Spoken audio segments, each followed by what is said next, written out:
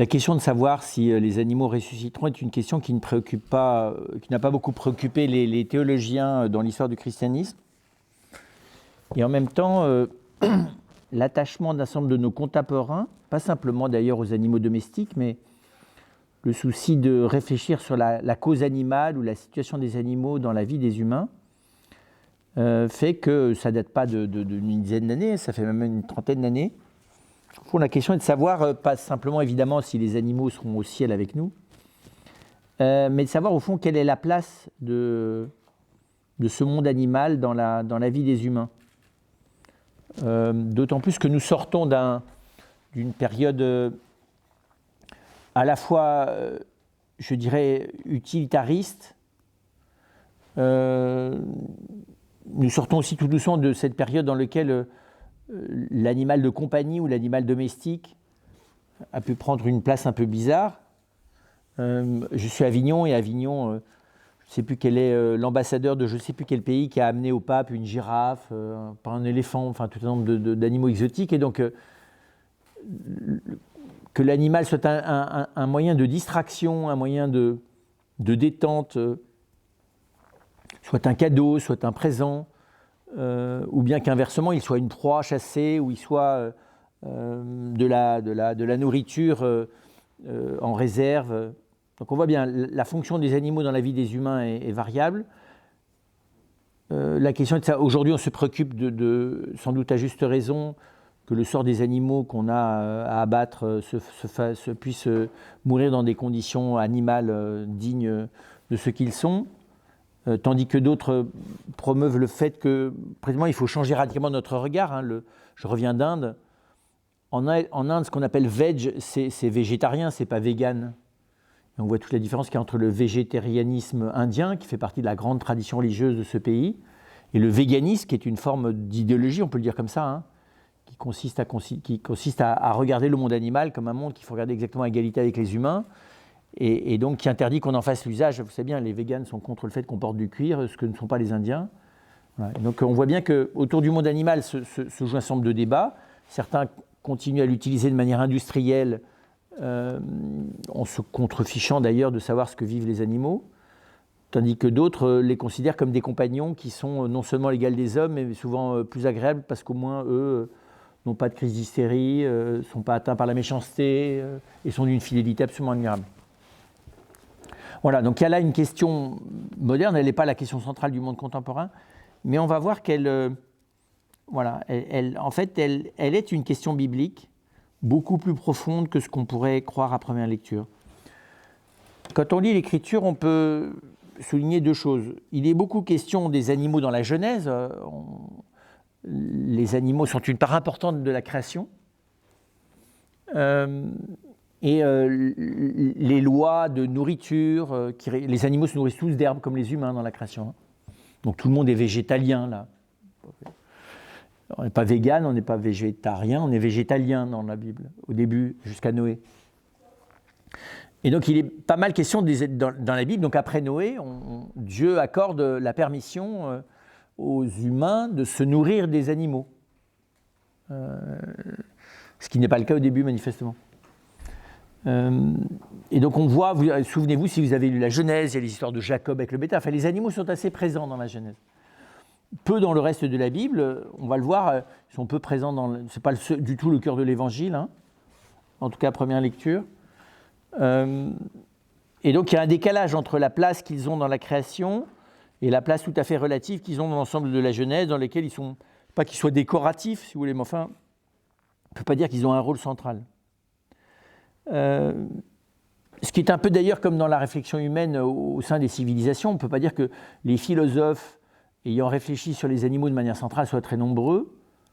Ce n'est pas un sujet philosophique central, ce n'est pas un sujet majeur de aucune civilisation, alors sauf peut-être l'Égypte, qui a mis l'animal au cœur de la représentation des divinités, mais en dehors de l'Égypte, je veux dire que la présence des animaux dans la vie des humains est inversement proportionnelle à la quantité de réflexion qu'on leur a consacrée. Parce que dans la vie de tous les jours, évidemment, les animaux sont très importants, notamment du côté de la nourriture. L'animal est il est aussi bien par sa présence, pensez aux pigeons à Paris, que par la nourriture qu'il représente et son utilisation, quelque chose pour le coup, qui est très présent dans la vie des hommes. Il n'y a pas de pays dans lequel on n'élève pas les animaux en vue de les manger, ou on n'est pas à se battre contre les animaux sauvages. Mais ça n'est pas le lieu central, si c'était sous la forme des fois de récits exemplaires sur des animaux exceptionnels, enfin, des fois fantastiques. Pensez à toutes les traditions autour des dragons ou des animaux comme les licornes. Voilà. Donc l'imaginaire populaire peut être marqué d'animaux fantastiques, mais de nouveau, la question de l'animal n'est pas une réflexion centrale dans la vie des hommes, alors que la mort l'est, alors que la naissance l'est, alors que la violence l'est, alors que la sexualité l'est, alors que la création l'est, alors que Dieu l'est. Enfin, il y a beaucoup de sujets quand même qui préoccupent les humains. Les animaux, pas tellement. Par contre, ce qui est frappant, c'est qu'en christianisme, je pensais à ça, la théologie ne parle pas beaucoup des animaux. C'est très récent, hein. Quelques ouvrages de théologie, de thèses de théologie qui ont rassemblé à peu près tout ce que les pères de l'Église et les théologiens avaient dit sur les animaux. Alors quand on rassemble tout, c'est intéressant, mais enfin, on ne peut pas dire que ça soit le cœur du christianisme. Par contre, l'iconographie. Pensez à l'art décoratif aussi bien que représentatif. Là, les animaux sont extrêmement présents. Pensez aussi bien aux chapiteaux. Pensez à toute la période florentine italienne, dans laquelle vous avez des animaux dans tous les coins. Pensez même aux icônes, dans lesquelles vous avez les animaux. Pensez au bœuf et à l'âne de la crèche.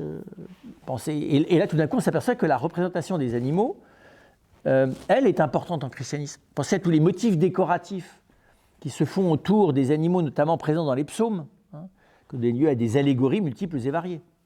Voilà. Et donc, c'est très étonnant comment est-ce que l'imaginaire chrétien a donné une place aux animaux beaucoup plus importante que ne l'a fait la théologie. Et c'est intéressant parce que l'art est une manière de révéler l'importance des choses qui peut être en synergie avec la théologie ou très différente d'elle. C'est une forme de théologie, l'iconographie. Hein, c'est une forme de théologie, c'est une forme de réflexion, l'art. Mais c'est une forme de réflexion qui des fois dit des choses que ne dit pas la théologie écrite, spéculative. Parce que la prédication chrétienne n'a pas beaucoup porté, la prédication verbale n'a pas beaucoup porté sur les animaux. Par contre, la prédication visuelle, si, en comporte beaucoup. Allez voir les cathédrales, allez voir les vitraux et regardez tous les animaux qui s'y trouvent. Ou je vous dis comme motif décoratif, ou bien pensez à l'âne sur lequel Jésus entre à Jérusalem. On représente beaucoup plus souvent au Moyen-Âge, mais même après, le Christ entrant à Jérusalem sur son âne, que Jésus en train de guérir un aveugle. Et donc ça se tient, parce que dans la vie des humains, l'animal est central. Et donc si j'ai à prêcher de manière populaire, ce que fait souvent l'iconographie plus que la parole, eh bien j'introduis ce qui fait partie du décor, enfin j'allais presque dire, on va le voir, d'un des interlocuteurs de l'humain au niveau de la vie quotidienne, qui est l'animal. L'animal est une espèce, c'est pas un interlocuteur, mais c'est un partenaire de l'existence humaine tout à fait central. Là encore, j'étais en Inde dans un prieuré d'un de mes frères, et entre les vaches qui sont à l'entrée, les poules qui caquetaient au fond, les canards, les oiseaux, enfin vous êtes instantanément en France, vous entrez dans un prieuré, il n'y a pas d'animaux. Hein. Dans un couvent, il n'y a pas de chien, il n'y a pas de chat. Si vous êtes dans un endroit où il y a un peu d'oiseaux, vaguement, puis c'est tout, point la ligne. Là, on est en Inde. Et tout de suite, instantanément, on voit que dans un monde qui reste encore avec un arrière-fond rural, l'animal est un partenaire d'existence permanent de l'humain.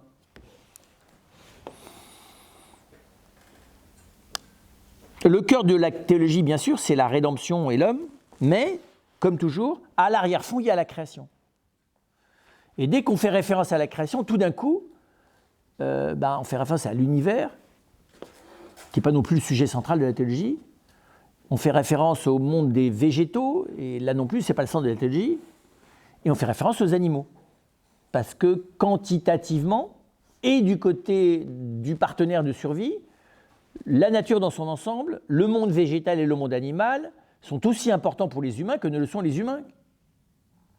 D'autant plus que eux, quand ils sont domestiqués, ne se rebellent pas, alors que les humains, si. Voilà. Et donc c'est intéressant de voir que cette question est une question, je vous dis, qui est devenue aujourd'hui, alors oui, plus importante, que je pense qu'elle ne l'a jamais été du point de vue de la réflexion. Hein, pensez à Konrad Lorenz, c'est la découverte de l'éthologie, donc l'étude approfondie des comportements animaux. Donc aujourd'hui, la pensée humaine s'est penchée sur l'animal plus qu'elle ne l'a jamais fait. L'Occident avait éliminé, de manière récente avec la question écologique au sens large, l'animal comme une problématique importante de civilisation, alors que sur le plan, je vous dis, de l'histoire de l'humanité, le rapport au monde animal a constitué une question pratique absolument éminente.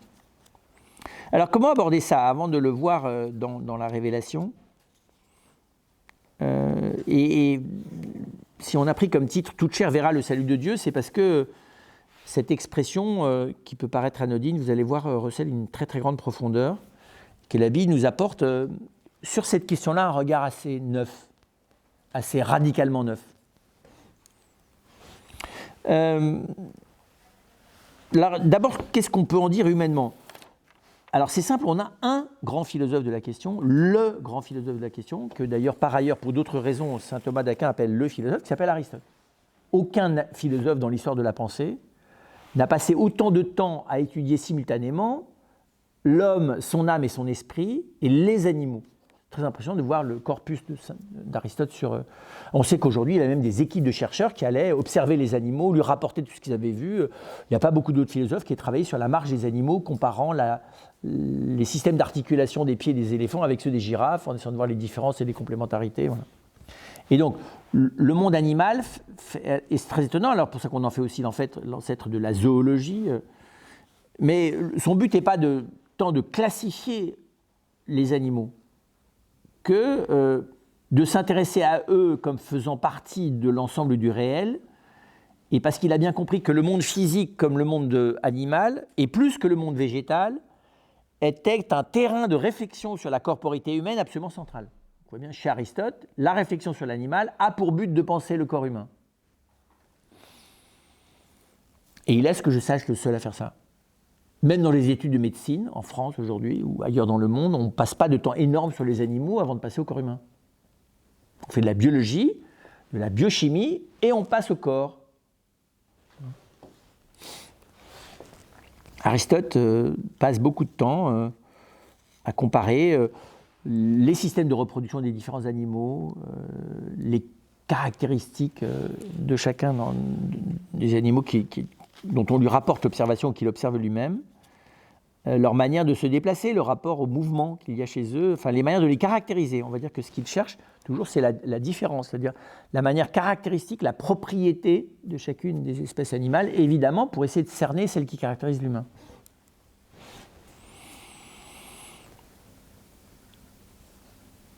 Ce qu'on peut dire, alors pas seulement à la lecture d'Aristote, mais de manière plus large, c'est qu'il y a plusieurs manières humaines de regarder le monde animal. D'abord de le regarder au sein d'un regard beaucoup plus vaste qui est sur la nature. C'est vrai que ça reste fascinant, et d'ailleurs ça reste quelque chose qui est difficile à penser de manière parfaitement claire. On n'a pas aujourd'hui ni de biologistes, ni de zoologues, alors à part les grands schémas simplifiés et simplistes d'ailleurs et simplificateurs de l'évolution, mais en dehors de ça, qui sont des espèces de grands dessins animés sur comment on imagine l'évolution des choses, mais on n'a pas de regard synthétique qui est capable de dire exactement ce qu'est le règne animal au sein du règne des vivants et le règne des vivants au sein de l'univers tout court. Ça reste une question majeure. On est très préoccupé de savoir s'il y a eu de la vie sur Mars, mais penser la vie au sein de l'univers, pas seulement la penser de manière scientifique, mais la penser de manière philosophique.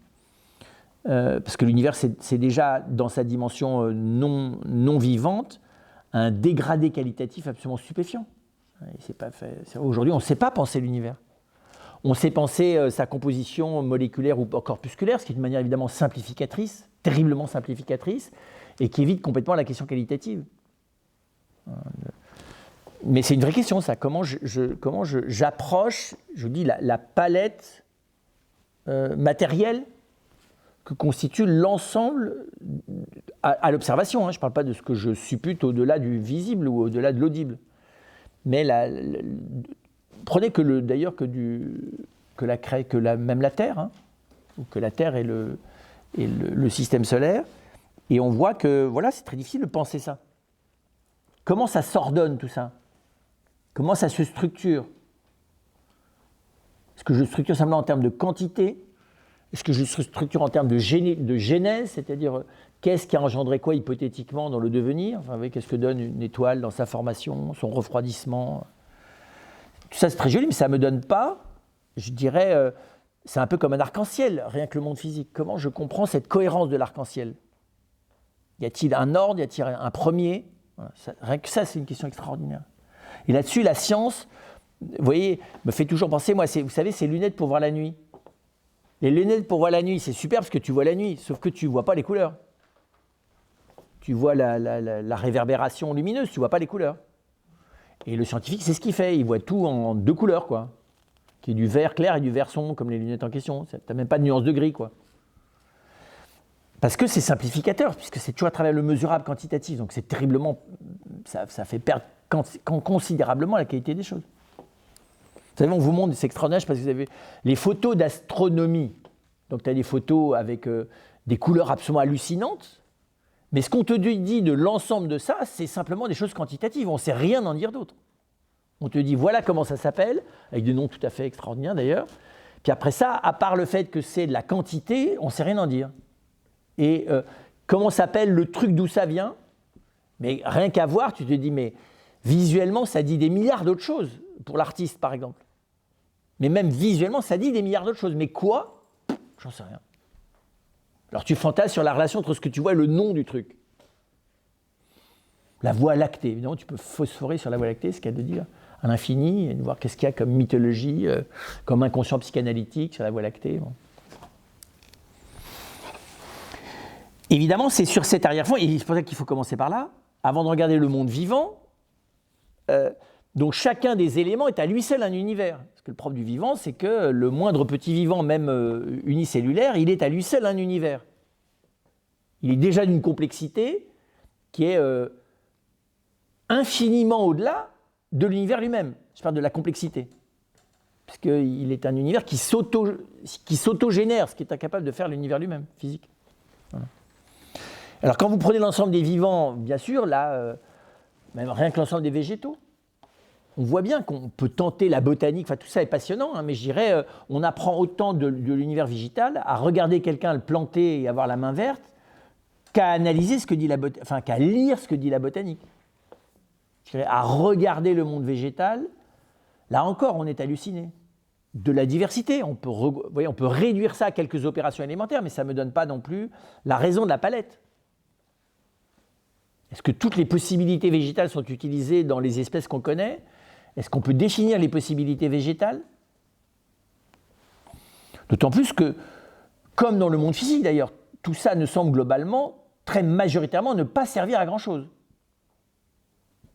Qu'on ait besoin des plantes, oui, y a-t-il besoin d'une telle diversité? Est-ce que chaque diversité d'espèces de plantes est absolument indispensable à la création? C'est une grande question.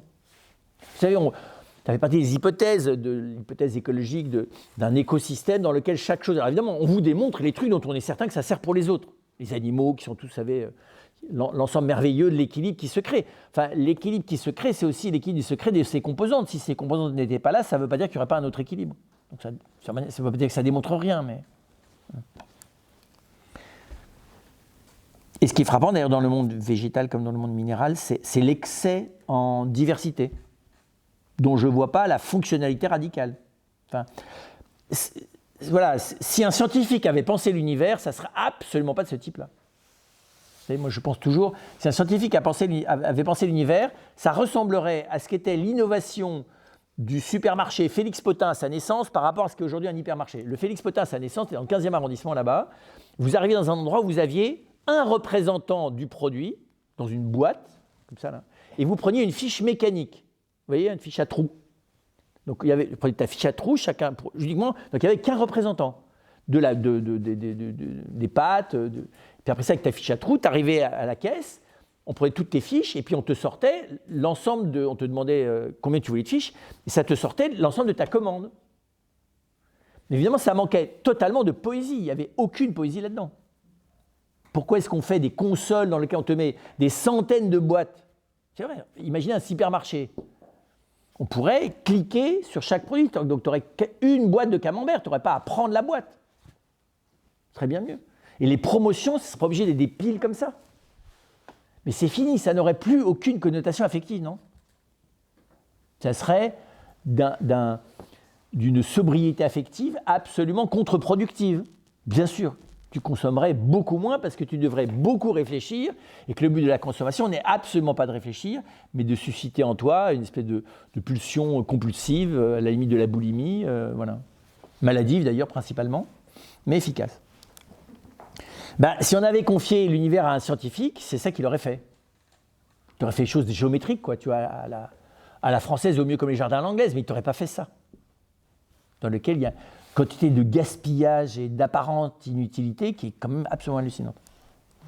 C'est sur ce fond-là aussi qu'évidemment, on peut regarder le monde animal, dont la grande question aujourd'hui, c'est quelles sont les espèces qui disparaissent, celles qui ne disparaissent pas, faut-il absolument conserver ou se battre pour la survie de cette espèce en voie de disparition, qui sont des belles questions.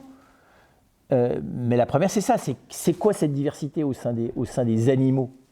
Parce que les animaux, ça va quand même du moucheron au diplodocus, quoi. Ça fait beaucoup comme spectre. Les dinosaures. Moi, quand j'étais jeune, le dinosaure, c'était juste le truc avec un long cou. Aujourd'hui, les dinosaures, c'est un monde entier. Rien que le monde des dinosaures, tu peux passer ta vie à phosphorer sur le monde des dinosaures, avec une rigoureuse scientificité, en te demandant comment ces trucs-là ont pu exister. Donc, quelques vestiges, comme les baleines, existent encore. Les dromadaires et quelques-uns de... Voilà. Mais c'est impressionnant, le spectre animal lui-même. La différence, incroyablement... Il y a beaucoup plus de distance entre une baleine et un moustique qu'il y en a entre la plus extraordinaire des grandes plantes et la plus microscopique des petites plantes. Le spectre est beaucoup plus large. Pourquoi? Parce que la complexité et la diversité au sein de la complexité est elle-même à un niveau, non pas infiniment, mais incroyablement plus haut que ne l'est par rapport au végétal, que ne l'est même d'ailleurs le végétal élémentaire par rapport au minéral. Voilà. Donc il y a toute une espèce de réflexion contemplative sur cette espèce de symphonie dont on ne voit pas... Voilà, alors l'humain là-dedans fait partie des animaux, on ne voit pas l'humain se différencier absolument comme si tout d'un coup il n'avait plus rien à voir avec le reste du monde animal, pas du tout, il a plein d'analogies, et avec les animaux, et avec les plantes, et avec les minéraux, enfin voilà, l'humain est vraiment là-dedans. Et ça serait, sous un certain rapport, abusif que de dire l'humain c'est la perle de l'écrin qui est tout ça. C'est pas vrai, il y a un endroit, ça fait partie aussi de tout ça. Que l'esprit soit le diamant dans l'écrin, c'est possible, mais pas l'humain tout court, qui participe vraiment minéralement. Quand tu vois un humain réduit à l'état de cendre après l'incinération ou après quelques années dans un cimetière, tu vois, réduit après avoir longuement nourri les pissenlits par la racine, tu vois bien que le brave humain là, il ressemble quand même passablement à de la matière inanimée. Non? Et c'était quand même une part essentielle de l'autre, de l'humain là qui s'appelait Jules ou Ferry ou les deux. C'est très impressionnant quand même, la réduction. Oui, on le voit dans le cadre de l'incinération. Alors, ta grand-père, dans une petite boîte, là, c'est que des cendres, tu mets ça dans les rosiers. C'est plus rien, c'est impressionnant quand même. Voilà, donc il y a là-dedans, et je ne vais pas m'engager, vous voyez, on pourrait y passer, enfin, c'est une semaine là-dessus, sur rien que de prendre le temps d'apprivoiser qualitativement l'incroyable palette de diversité qui va du non-vivant élémentaire, comme l'est l'hydrogène à l'état pur, comme il peut exister dans certains endroits, enfin jusqu'à l'humain. En mesurant que rien que de le visiter 50 vies d'affilée ne suffirait pas, de le penser il faudrait quelques millénaires, et d'en dire des choses structurées et synthétiques, il faudrait sans doute des centaines de milliers de siècles. Enfin, vous voyez, c'est d'une telle richesse. Alors évidemment, comme on n'est pas capable de faire ça, on fait simple. Tu fais du côté de la réduction élémentaire du point commun. Bon, évidemment, c'est pas très difficile. Donc tu vas faire du côté du moléculaire. Comme ça, tu es content, tu as de la base, quoi. Tu es rassuré. Puis tu vas faire du côté de l'hypothèse du moment où il n'y avait plus que tout ça était concentré, comme ça, tu es rassuré. Dans ta théorie du Big Bang, tu as un truc au départ, et du coup, tu es très content dans ta tête. En n'ayant d'ailleurs aucune garantie que ça t'explique la suite, parce que faut que tu aies posé ça comme hypothèse, tu as des milliards de problèmes scientifiques qui apparaissent pour la suite. Voilà. Mais c'est pour dire que pour moi, c'est presque de la. Il n'y a que dans la science qui est aussi de lutter contre la peur de l'invasion du mystère. Il faut bien que tu gères L'incommensurable, qu'est-ce que tu fais? Tu le réduis à ce que tu es capable de mesurer. Alors, ce n'est pas la seule raison du scientifique, mais enfin, c'est quand même incroyablement réductionniste. Voilà. La deuxième manière d'approcher cette question du monde animal, donc vous l'avez compris, ce que je viens de dire, là, c'est juste le chapitre d'un chantier immense. Et sur lequel, contrairement à ce qu'on pourrait croire, on est y compris dans le monde moderne au tout début. Parce que ce qu'Aristote a fait, aucun philosophe ne l'a fait depuis. Et aujourd'hui, on a peu d'endroits où la science dialogue avec de la philosophie, et une philosophie suffisamment émerveillée, que d'ailleurs elle puisse aussi s'enrichir du monde artistique, pour penser cette question-là. Vous avez peu de grands chantiers sur la philosophie du monde végétal.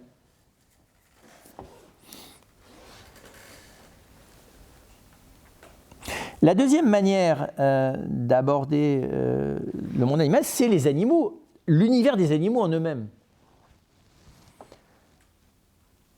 C'est très particulier, dont nous faisons partie. Si nous faisons partie du monde physique, nous faisons plus particulièrement partie du monde des animaux. Des mammifères supérieurs aussi. Et de comprendre ce monde auquel nous appartenons. Parce que non, nous, on a très vite tendance à oublier qu'on appartient à ce monde. Le monde physique, ça se rappelle un peu à nous, surtout quand on manque d'oxygène, vous voyez, ou quand on risque de mourir noyé. Enfin bon, là, rapidement, tu t'aperçois quand même, tu fais très partie de. Il ne faut pas grand-chose de modification des éléments fondamentaux du rapport de ton physique corporel au monde physique qui t'environne pour t'apercevoir qu'à un certain nombre de degrés, ça augmente un tout petit peu, t'es brûlé, ça descend un tout petit peu, t'es gelé. Enfin, il ne faut pas beaucoup que les constantes bougent pour que tu ne sois plus grand-chose. La pression augmente, t'es pulvérisé, t'es dissous. Enfin, ça fait quand même. Mais ce qui est passionnant, c'est d'essayer de le regarder au sein du monde animal lui-même. On est où?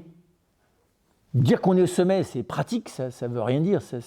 Oui, quand tu as monté une montagne, tu es allé au sommet, mais tout le monde sait que c'est par où tu es arrivé, que c'est intéressant. Ce n'est pas juste d'être en haut, tu aurais pu être posé par hélicoptère. Donc, ça veut dire quoi que tu es le sommet? Tu es l'aboutissement de quoi? Tu es l'aboutissement de quelque chose? Tu es la synthèse de quelque chose? Et que je sois la synthèse, je ne suis pas la synthèse de tous les animaux. Je suis la synthèse de pas grand-chose dans les animaux.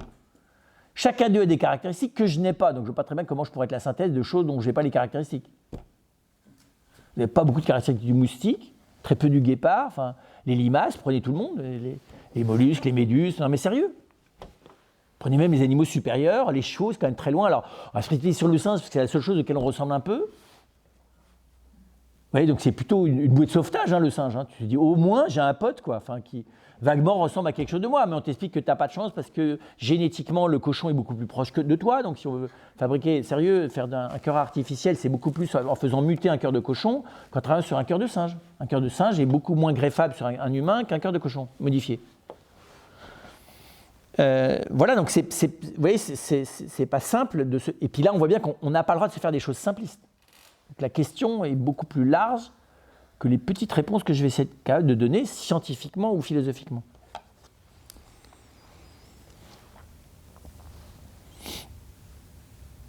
Et donc, je vois que oui.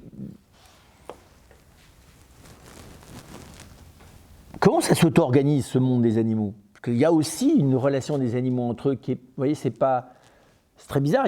C'est un monde qui n'est pas complètement autonome, parce qu'il dépend du monde végétal, qui lui-même dépend du monde non vivant. Mais il a une cohérence particulière. Il a un niveau d'autonomie qualitative qui le caractérise.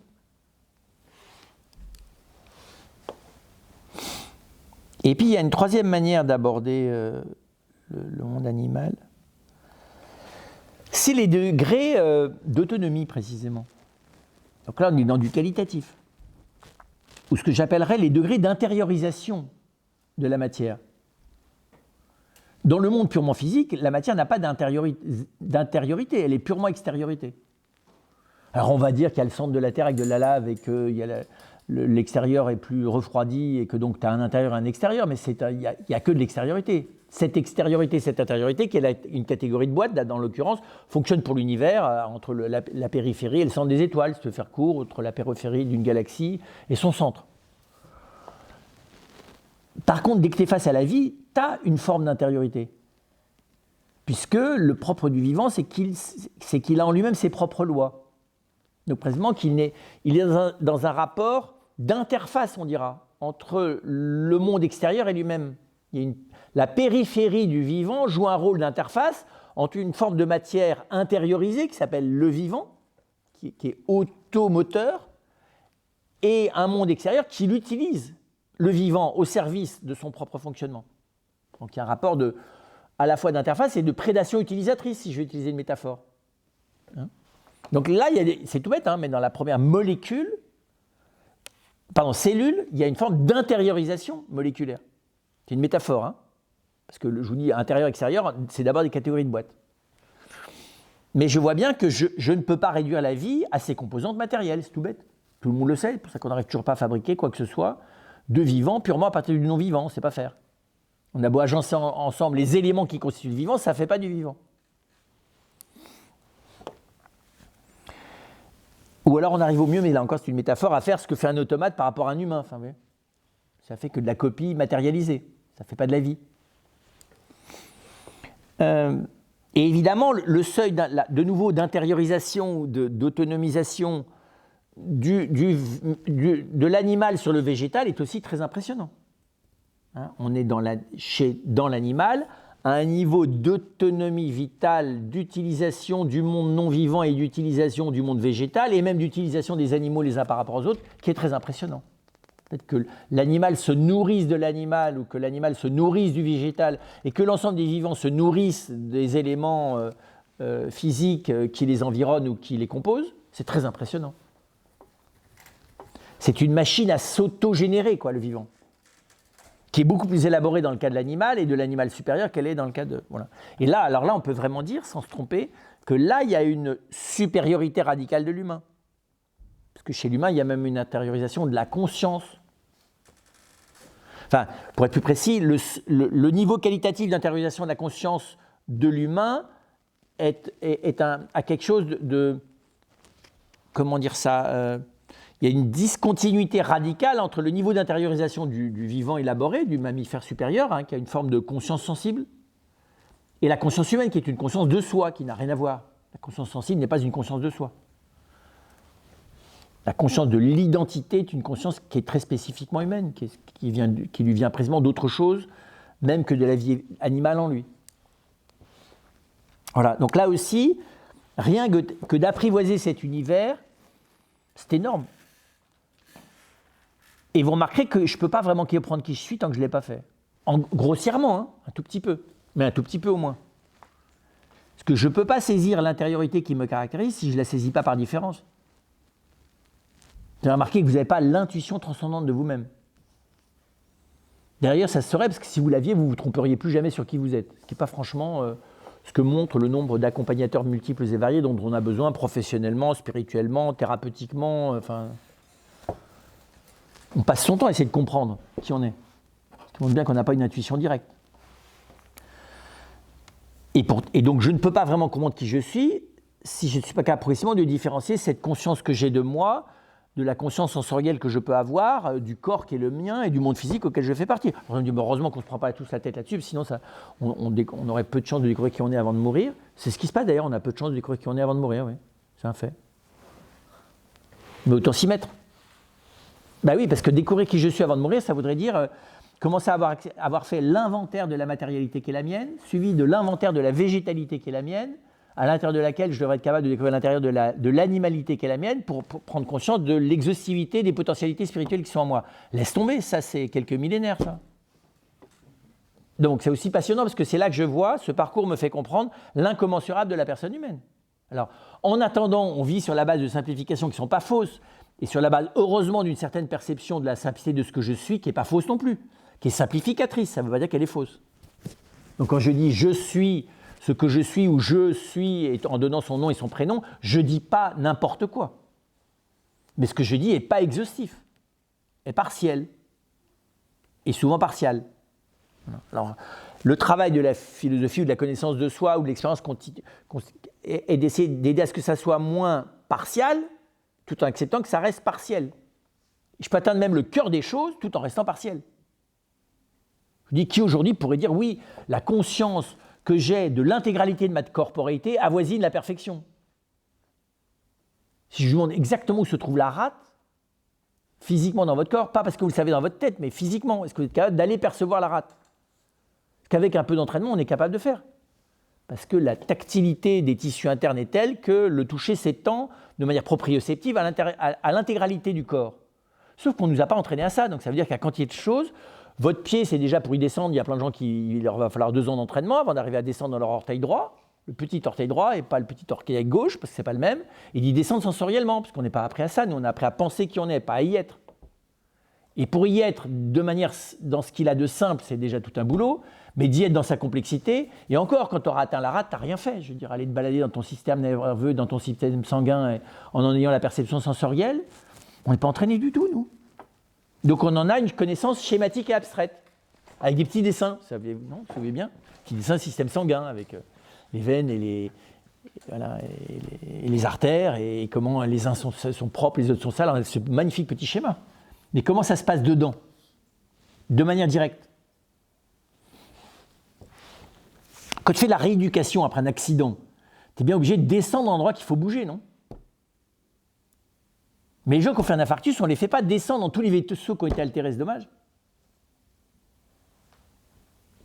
Pourquoi est-ce qu'on rééduquerait fonctionnellement les muscles en descendant sensoriellement dans ce qu'ils sont et qu'on ne pourrait pas rééduquer fonctionnellement d'autres parties du corps en se les appropriant sensoriellement? Parce qu'on ne l'a jamais appris, parce qu'on n'a jamais pensé à le faire, parce que ça ne nous paraît même pas intéressant. Voilà. Donc ça veut dire au passage que nous sommes assez étrangers à notre animalité, faire court. Assez étrangers, expérimentalement. On sait qu'on est des animaux dans la tête. On mange avec la bouche comme les autres, vous voyez, on n'a qu'un estomac alors que la vache en a 4. Le chameau en a un de plus, je crois, enfin c'est un peu différent. Voilà, donc c'est la troisième manière de regarder rien que le monde animal. Ce qu'on peut dire, en tout cas, toujours sur un plan humain, c'est que finalement, ce monde est, par rapport à nous les humains, j'en reviens alors pour le coup à nous les humains, dans une double relation. D'abord dans une relation, ce que j'appellerais d'inclusion réciproque. C'est-à-dire qu'à la fois, nous sommes inclus dans ce monde animal, dans ce monde végétal, puisque les animaux sont des végétaux élaborés, et dans ce monde minéral, puisque les végétaux sont des minéraux vivants, voilà, et que les animaux sont des végétaux améliorés, qui sont eux-mêmes des minéraux vivants. Donc, je veux dire, on inclut, vous voyez, on est inclus dans ce monde, mais on l'inclut aussi. Puisque l'humain inclut l'animal, en étant, par certaines dimensions de lui-même, plus qu'un simple animal. L'animal inclut le végétal et le végétal inclut le monde non vivant. Vous voyez, donc dans un rapport d'inclusion de l'univers par rapport à nous et de nous par rapport à l'univers. Ça, c'est le réel. Ensuite, je vous dis, nous avons du mal à le réaliser empiriquement. Et à en bénéficier, évidemment, parce qu'on réalise les choses pour en bénéficier. Donc cette double inclusion, premier regard. Et puis la deuxième qui est très intéressante, c'est ce que j'appellerais le partenariat. Alors, le partenariat avec le monde physique, c'est assez intéressant. Ça s'appelle apprendre à respirer, apprendre à dormir, apprendre à marcher. Ça, c'est du partenariat avec le monde physique. Marcher, c'est un partenariat avec le sol. Respirer, c'est un partenariat avec tout l'environnement aérien, et notamment celui qui vous nourrit, donc l'oxygène. Il y a la sensorialité aussi, c'est voir, entendre, tout ça, il y a un partenariat incroyable avec le monde physique, non vivant. Il y a un autre type de partenariat avec le monde végétatif, à l'extérieur et à l'intérieur de moi, à l'extérieur de nous. Quand est-ce que vous croisez les végétaux? Quand vous rendent-ils service? Quand leur rendez-vous service pour qu'ils vous rendent service? Quand leur rendez-vous service sans qu'ils vous rendent service? C'est vrai, vous pouvez vous occuper des fleurs sans jamais les regarder. Enfin, ça vous détend, donc ils vous rendent service en vous détendant. Mais donc, et puis, quand est-ce qu'ils vous nourrissent? Quand est-ce qu'ils vous distraient? Quand est-ce qu'ils vous reposent sensoriellement? Et évidemment, c'est vrai du monde animal. Et ce qui m'intéresse là, c'est de voir, puisqu'on travaille sur les animaux, quel type de partenariat? Vous n'avez pas le même partenariat avec les moustiques ou les mouches et avec les poissons aux yeux carrés, là, dans les coins, que vous mangez. Pas le même partenariat.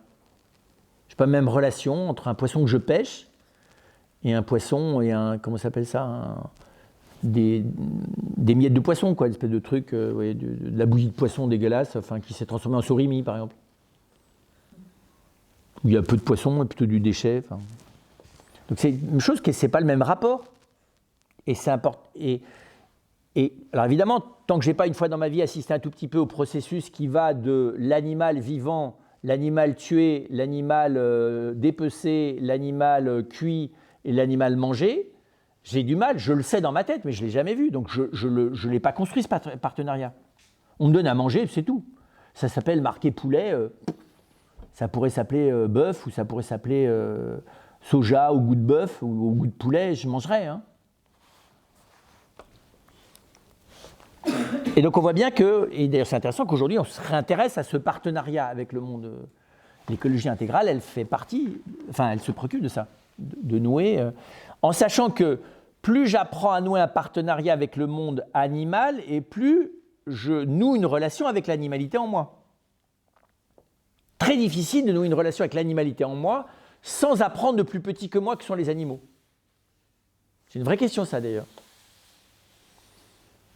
Puis-je m'approprier mon animalité en direct, sans l'aide de la comparaison avec le monde animal? La végétativité, ça c'est sûr. Parce que les trois quarts de nous vivent dans la conscience que je suis une plante. D'ailleurs, vous demandez aux trois quarts des gens, la reproduction, c'est une fonction animale ou végétale? 90% des gens vont vous dire animal, bien sûr. Pas du tout, c'est végétal la reproduction. Oui, mais nous, la reproduction, c'est la sexualité, et ça, c'est animal. Pas du tout, c'est végétal. Eh oui, la reproduction, c'est végétal. Non? Ça se reproduit les plantes ou non? Et voilà, ça se reproduit. Donc la reproduction, elle est végétale. La respiration, elle est végétale. Mais est-ce que nous identifions en nous la capacité reproductrice fondamentalement une capacité végétale? C'est pas évident d'apprivoiser le végétal en nous. Grandir, la croissance, c'est végétal, non?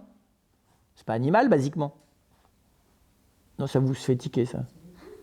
Oui, mais basiquement. Oui, mais on est d'accord, mais l'animalité, qui est un degré d'intériorisation vitale supérieur à la végétalité, elle est inclue dans l'animalité. D'accord? Ben, ce n'est pas deux mondes comme ça. Enfin, ça me semble élémentaire dans l'ordre de la vie. Ce n'est pas deux mondes à côté l'un de l'autre.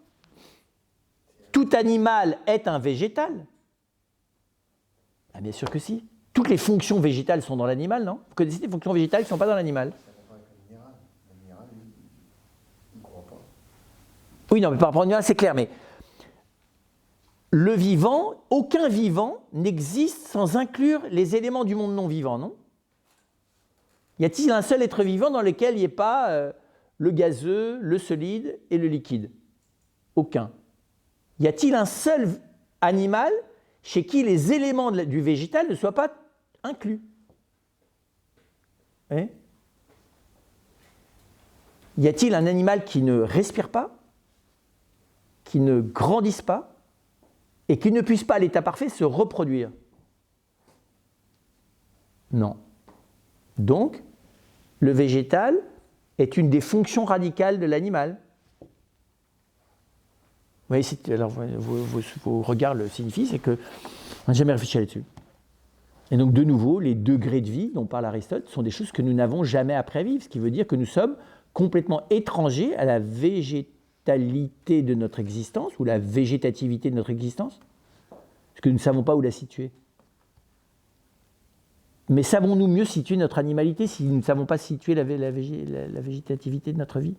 Il y a des chances que non, c'est pour ça que je dis, pour nous la reproduction, nous la percevons très rarement comme fondamentalement végétative.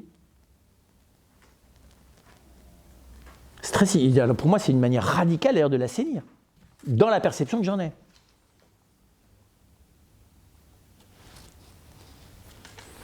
C'est d'ailleurs bon signe parce que nous avons plus de mal à nous représenter la végétativité, donc elle donne lieu à moins de fantasmes, moins d'imaginaire, même si à mon avis elle est la trame fondamentale de l'imaginaire et du fantasme, mais ça c'est une autre question.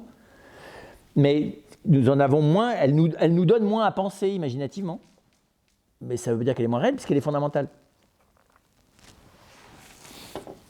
La croissance, c'est impressionnant de voir un enfant pousser, comme les arbres, non?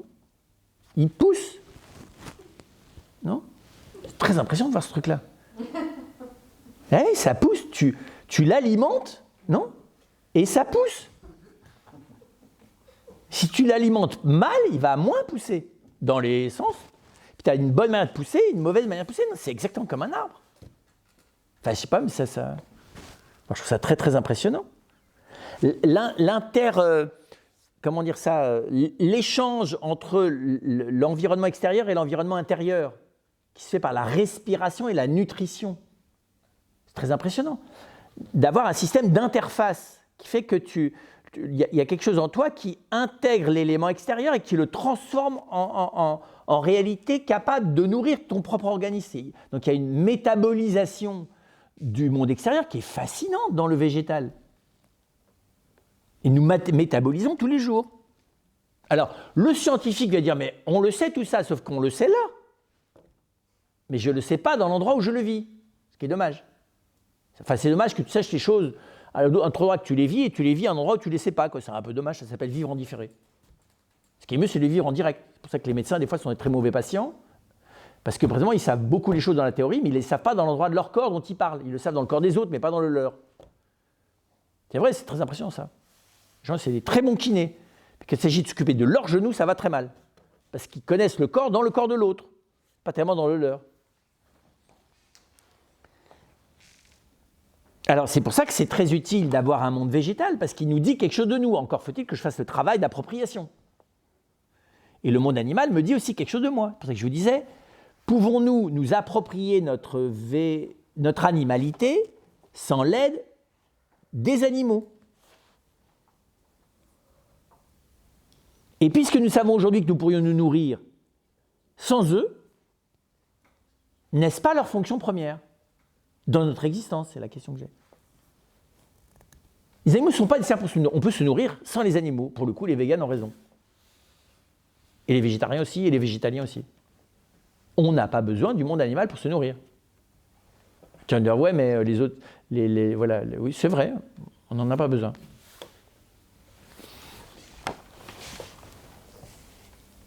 Et donc, c'est très intéressant de se dire, mais oui, du coup, je ne peux absolument pas comparer de manière primaire la place dans la vie des hommes de l'animal et du végétal.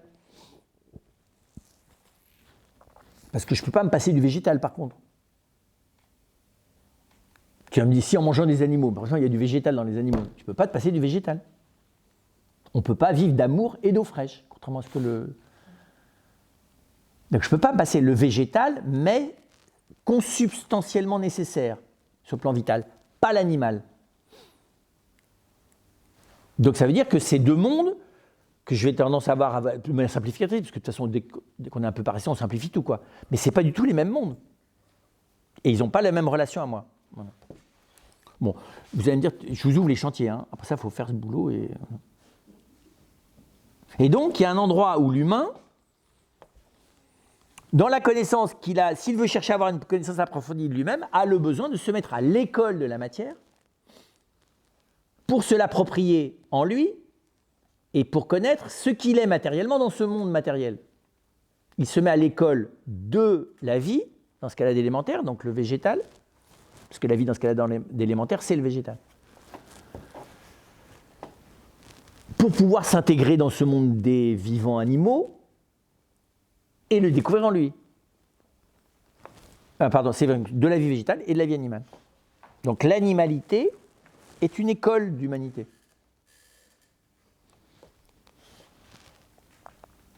Dans le double sens, d'apprendre à prendre conscience et à agir comme faisant partie du monde animal, ce que nous sommes, et en même temps, assumer de plus en plus la transcendance de cette animalité qui existe en nous. Comment mettre en nous l'animalité au service de ce qui transcende l'animalité, qui est la vie spirituelle. C'est-à-dire la capacité de connaissance et la capacité de choix. Ou pour être plus précis encore, la capacité de connaissance, d'acquérir le réel sous la forme de la connaissance et d'accueillir autrui sous la forme d'une espèce d'empathie transformatrice réciproque, qui s'appelle la relation humaine.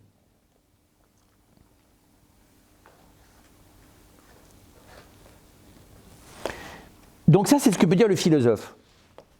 sur cet arrière-fond-là, la Bible apporte-t-elle quelque chose de nouveau? Oui, c'est très impressionnant. Parce qu'on pourrait dire, bah, là-dedans, la Bible, c'est pas son sujet, quoi.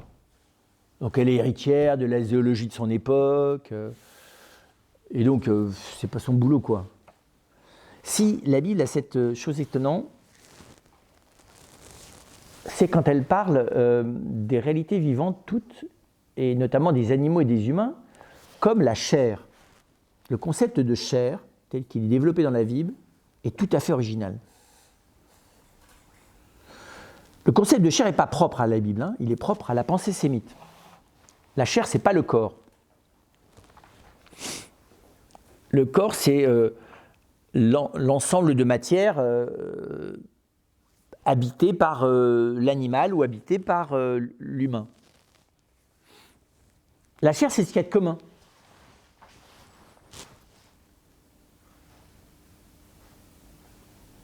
À l'animal et à l'humain, à tous les animaux et à tous les humains. Et la chair est ce qui, dans sa vulnérabilité, apparente l'animal et l'humain au végétal. La chair se fane, comme la fleur des champs. Et donc la chair, c'est la vulnérabilité radicale de la matière dans le vivant. Et c'est très intéressant ce concept de chair. Et ce qu'il y a de particulier dans la Bible, c'est que la chair est à la fois la seule chose que je n'attribue jamais métaphoriquement à Dieu. Dieu a des bras, il a la main étendue, il siège sur un trône, il a des pieds, des reins, il a la tête haute, quand il se met en colère, la colère en hébreu c'est nariner, il a des narines par lesquelles il sort le souffle de la colère, mais il n'a jamais la chair, jamais. C'est la seule chose qui n'est pas attribuée à Dieu, c'est la chair. La chair est le partenaire de Dieu dans la Bible. Par contre, Dieu met son souffle dans la chair, et c'est ça qui fait l'humain. Donc la chair, c'est l'autre de Dieu. Chez Hegel, l'autre de Dieu, c'est la nature. Alors ça, il n'est pas tout à fait de la Bible. Et donc, la chair est la vulnérabilité, la périssabilité, la corruptibilité aussi, de l'humain en tant qu'il est l'animal. C'est par l'animalité que l'homme est chair, et l'animalité en lui, c'est d'abord la chair, c'est-à-dire la vulnérabilité et la périssabilité.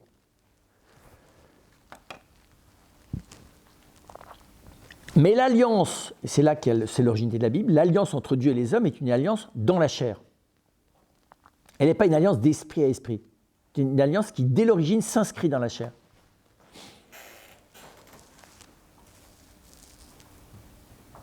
On pourrait presque dire que ce qui intéresse Dieu dans l'homme, c'est la chair.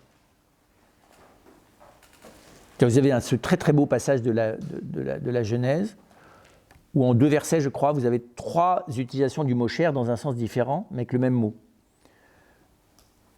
L'homme, donc Dieu endormit l'homme, il ouvrit sa chair.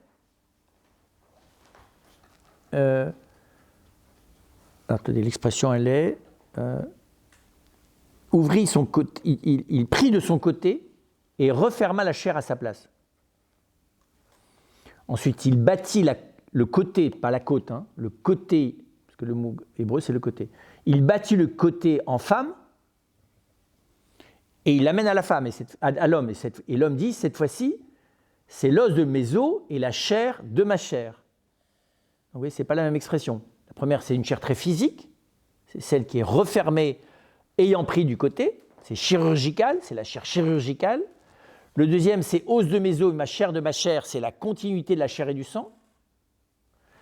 Et Dieu amène la femme à l'homme, et le texte dit, c'est pourquoi l'homme quittera son père et sa mère et s'attachera à sa femme, et ils deviendront une seule chair. Là, le mot chair ne désigne ni la chair chirurgicale, ni la chair de la chair et du sang, mais le lieu de l'unité entre l'homme et la femme. et qui est beaucoup plus que l'acte sexuel. D'accord? Donc vous avez 3 fois le mot chair là. Très impressionnant. En tout cas, ce qui est très frappant dans l'ensemble de la Bible, c'est comment la chair est le lieu du déploiement de la sagesse de Dieu au milieu des hommes. Ce n'est pas dans l'esprit, c'est dans la chair. La circoncision est dans la chair. L'alliance est dans la chair. Et donc Dieu fait alliance avec la créature dans sa vulnérabilité la plus grande. Et la créature dans sa vulnérabilité la plus grande, c'est toute chair. Quand il est parlé de toute chair vivante, c'est toute créature, d'ailleurs en l'étendant de manière métaphorique, c'est toute créature dans sa vulnérabilité fondamentale. Et donc d'une certaine manière, ce qui est d'ailleurs très frappant chez l'humain, c'est que par sa chair, donc par son animalité, l'homme est d'abord voué à la vulnérabilité. Vous voyez, est vulnérable, donc il est voué au pouvoir de l'autre. Il est même voué au pouvoir du reste de la création. Et on voit bien que la vocation originelle de la personne humaine, c'est précisément de veiller à la vulnérabilité d'autrui, veiller de manière réciproque à la vulnérabilité de l'autre. C'est tout le sens du récit de la Genèse entre l'homme et la femme. Et donc c'est très intéressant de voir que l'animalité, là, n'est pas d'abord vue dans ses caractéristiques de puissance vitale, elle est d'abord vue comme une vie livrée au pouvoir des autres et aux soins des autres, comme une vie fragile, comme une vie périssable, comme une vie qui demande d'être protégée. Donc vous voyez, ce n'est pas du tout l'animal dans son autonomie sauvage, c'est la chair dans sa vulnérabilité radicale.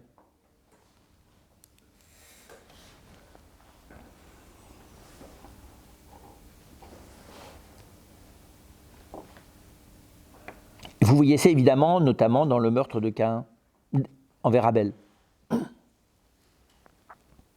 Le sang, c'est la destruction, enfin, est toujours le fruit, le sang versé, pour être plus précis, est jusqu'au déluge le signe du péché s'exerçant d'une créature animale envers une autre créature animale. C'est pour ça que Dieu ne permet à l'humain de tuer l'animal et de le manger qu'après le déluge. C'est très étonnant ça. Le degré de violence et de régression dans lequel aboutit l'humain réclame que Dieu le rééduque par l'apprivoisement de sa violence pour ne pas lui être soumis de manière arbitraire. Donc c'est très intéressant de voir que le fait de pouvoir manger les animaux est voulu par Dieu comme un lieu de rééducation de la relation de l'homme à sa propre violence. C'est très frappant ça.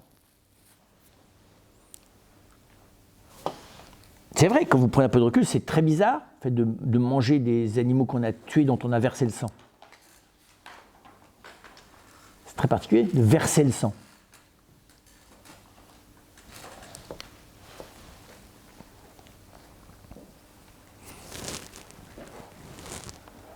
D'ailleurs, ça ne laisse personne indemne. Quand on travaille dans un... Pourquoi est-ce que les abattoirs sont des lieux de déviance ? Parce que le rapport au meurtre, enfin, vous voyez, le rapport au fait de verser le sang, qui soit celui de l'animal, ne peut pas ne pas rappeler à l'humain le pouvoir qu'il a de verser le sang d'autrui. Bien sûr. Donc c'est un lieu radical de face à face entre la violence prédatrice de l'homme et la vulnérabilité de la créature animale dans sa chair. Vous l'avez compris, l'humain étant le plus vulnérable des animaux, puisque son âme elle-même est vulnérable dans la chair. Dans l'animal, seule la chair, il n'est vulnérable que dans la chair, sauf que dans l'humain, la chair vulnérabilise la dimension spirituelle de l'homme, c'est ça qui est très impressionnant. Et d'ailleurs, on peut dire que dans un autre sens, l'esprit vulnérabilise la chair dans l'humain. Si nous n'avions pas de conscience spirituelle, nous serions moins vulnérables.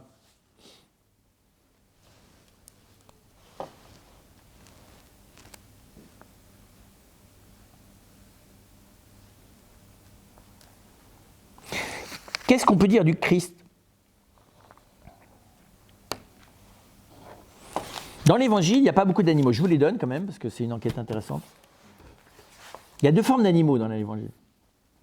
Les animaux physiques et les animaux métaphoriques. Enfin, les animaux qui apparaissent réellement, puis ceux dont Jésus parle dans les paraboles. Dans l'ordre, vous avez les colombes. Il n'y a pas le bœuf et l'âne à la crèche. Il n'y a pas de bœuf et d'âne. Lisez l'Évangile, il n'y a pas de bœuf et d'âne. Désolé pour vous. Il y a des bergers, mais on ne nous parle pas de moutons. Premier moment où on parle des animaux, c'est les colombes. Au moment de la présentation au temple, il arrive avec des colombes à sacrifier. Et puis il y a la colombe du baptême. Après ça, il y a les poissons de la pêche miraculeuse.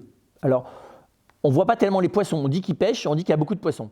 Ensuite, il y a un poisson singulier, c'est celui vous savez, qui a le prix de l'impôt dans la bouche, là, qui a la statère dans la...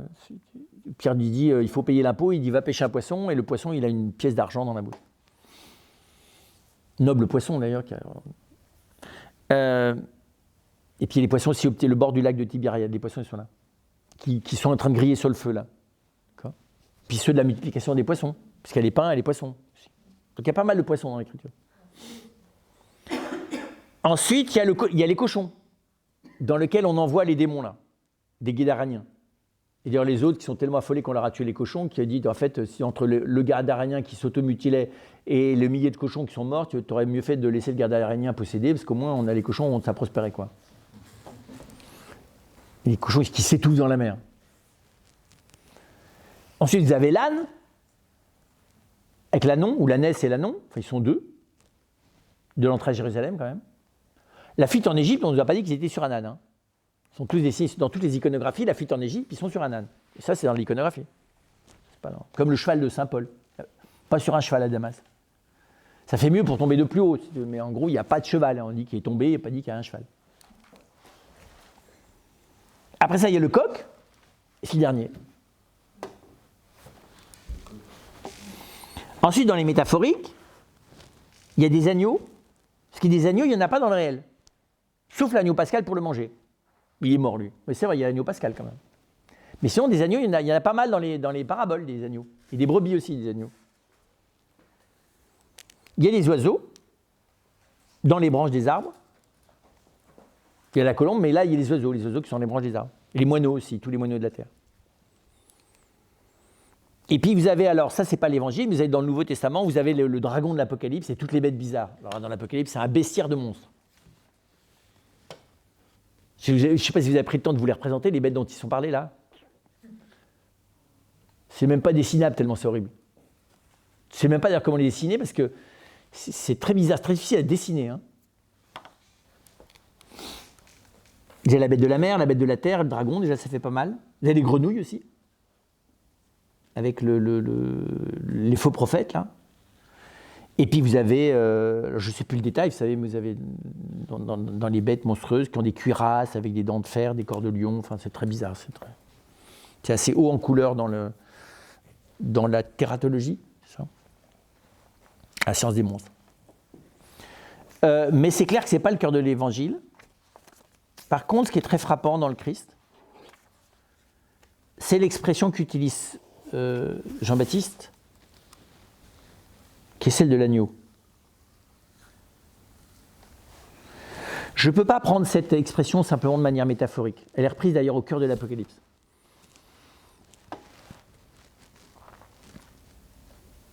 C'est une métaphore et c'est plus qu'une métaphore. Que Jean-Baptiste désigne le Christ par l'expression de l'agneau, il le désigne aussi comme époux.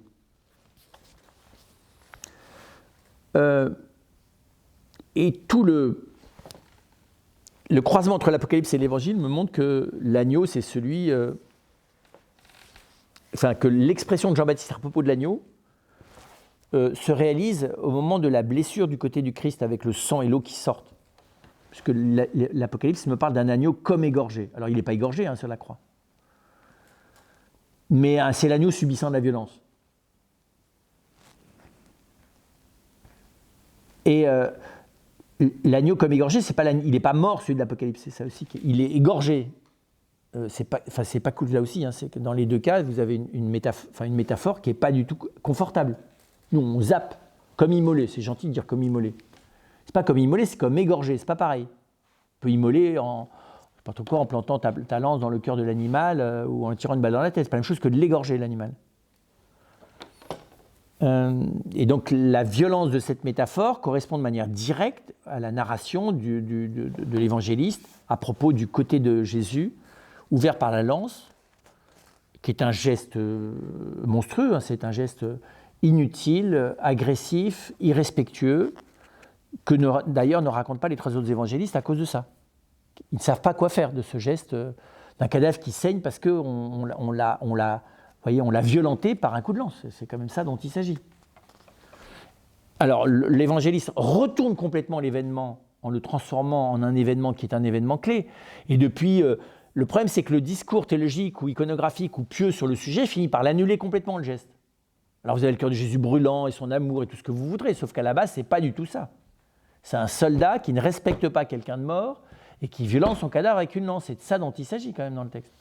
Très clairement, il n'y a pas d'équivoque là-dessus. Il n'est pas question de cœur d'ailleurs, mais de côté, piqué avec une lance, dont il sort massivement de l'eau et du sang, ce qui a rien de très admirable. C'est plutôt trash, diraient les jeunes. Et donc, de nouveau, l'agneau comme égorgé de l'Apocalypse, c'est du même ordre. On n'est plus dans des... L'Apocalypse, c'est pas joli, hein, du tout. C'est pour ça dire qu'on ne le lit pas souvent. C'est plutôt c'est un apprentissage de l'horreur, l'Apocalypse. Parce que le mal a quelque chose d'horrible. Et c'est l'apprentissage de ça, l'Apocalypse. C'est Dieu qui vient m'aider à faire face, aux horreurs de la vie humaine, aux horreurs pratiquées par les hommes. Et donc l'agneau, c'est très impressionnant de voir que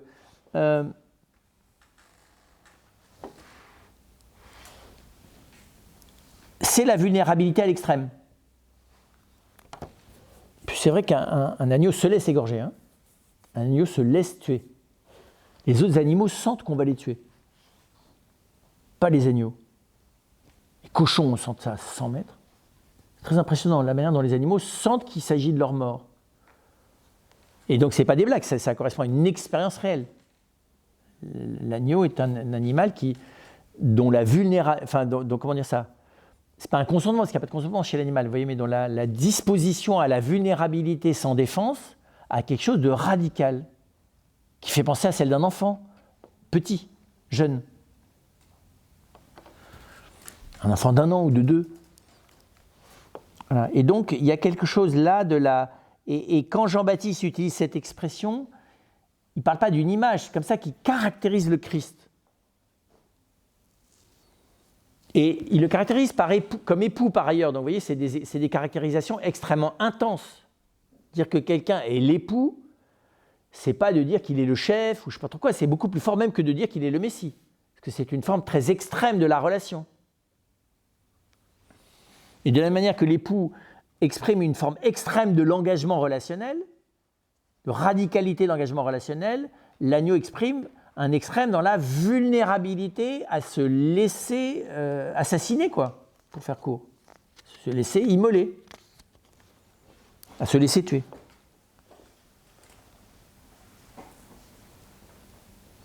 Et donc c'est très impressionnant de voir que, d'ailleurs, le Christ n'est mettable à mort que parce qu'il est un animal. L'esprit est pas... Tu tues pas un esprit, hein. Tu tires pas sur un esprit, tu donnes pas les fouets à un esprit, tu fais pas saigner un esprit, tu n'épuises pas un esprit. D'ailleurs, c'est beaucoup plus long, tu tues pas une plante comme tu tues un animal. Et tu tues jamais aussi bien un animal qu'un mammifère supérieur à sang chaud. Et d'ailleurs, tu tues jamais aucun animal aussi bien que tu tues un humain. Vulnérable. Oui, parce que seul l'humain est, parce qu'il est trop petit ou parce qu'il est handicapé, est dans une vulnérabilité involontaire. Et seul l'humain peut choisir d'être vulnérable. Les animaux, non. Chez l'animal, l'instinct de préservation prend le dessus sur la vulnérabilité. La vulnérabilité est protégée par l'instinct de survie chez l'animal. Les humains, dans l'enfant et dans le handicapé, peut dans l'enfance parce qu'il n'est pas encore suffisamment développé, parce que l'instinct de survie est très léger chez l'humain, il y a très peu d'instinct chez l'humain. Hein, d'ailleurs, ça n'existe pas l'instinct de survie. Il y a une compréhension de la nécessité de se battre pour survivre qui est lente chez l'enfant. L'enfant n'apprend à se battre pour vivre que lentement. Et c'est très frappant de voir que chez la personne handicapée mentale, cette vulnérabilité peut demeurer, comme celle d'un enfant, ne sachant pas se protéger, ne sachant pas se battre. Et troisième forme, elle peut être volontaire, cette vulnérabilité. Choisir de désarmer tous mes systèmes de défense. C'est celle-là la vulnérabilité du Christ. Mais on voit bien que cette vulnérabilité comprenez bien, a une tonalité spirituelle particulière parce qu'elle passe par l'animalité. Parce qu'elle passe par la vulnérabilité de la chair. La vulnérabilité de la chair donne à l'esprit des possibilités de face à face avec autrui que l'esprit n'a pas comme tel.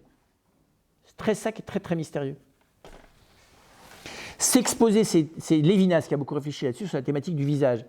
L'humain a la capacité de s'exposer à l'autre. Je ne m'expose pas à l'autre en dehors de ma chair. Je ne m'expose pas purement spirituellement. Ça veut dire de s'exposer spirituellement. Tu ne peux pas être derrière une armure comme ça et prétendre que tu t'exposes spirituellement. Si, tu peux dire que tu écoutes, que tu es vulnérable en écoutant l'autre. Mais si tu écoutes de manière vulnérable, c'est déjà la chair. Tes oreilles, c'est la chair aussi. Et donc, il y a quelque chose de la possibilité aussi, alors évidemment, c'est le cas du Christ, hein, d'absorber, enfin, de porter la souffrance d'autrui, d'entrer en empathie avec la souffrance d'autrui, de se porter au devant d'autrui pour le protéger. Tout ça, c'est les mêmes choses. De prendre les coups à la place de l'autre. Vous voyez, tout ça, c'est impressionnant. C'est là que je vois que je trouve ça très intéressant. Vous ne pouvez pas passer peut-être par dehors, non? Voilà. Il y a une autre porte là-bas derrière. Ils sont gentils, mais... donc vous voyez bien que l'observation de l'animal, j'allais même dire l'apprivoisement, pas au sens des animaux apprivoisés, hein, mais l'apprivoisement de ce que c'est qu'être animal, a la capacité de développer en nous la spécificité positive de la vulnérabilité dans l'animalité qui est la nôtre, et notamment dans le Christ. C'est Emmanuel Falk qui a développé ça dans 3 livres, qui ne sont pas faciles à lire. C'est un de ses grands thèmes. Comment est-ce qu'on ne peut rien comprendre ni au Christ ni à l'Eucharistie tant qu'on n'apprivoise pas cette dimension d'animalité en nous, qui est celle qui nous permet une forme de vulnérabilité, donc d'amour, de don de soi, de rencontre d'autrui, qui ne serait pas possible sans, comprenez bien, utiliser la vulnérabilité que nous rend possible, qui nous est rendue possible par l'animalité en nous, par la chair.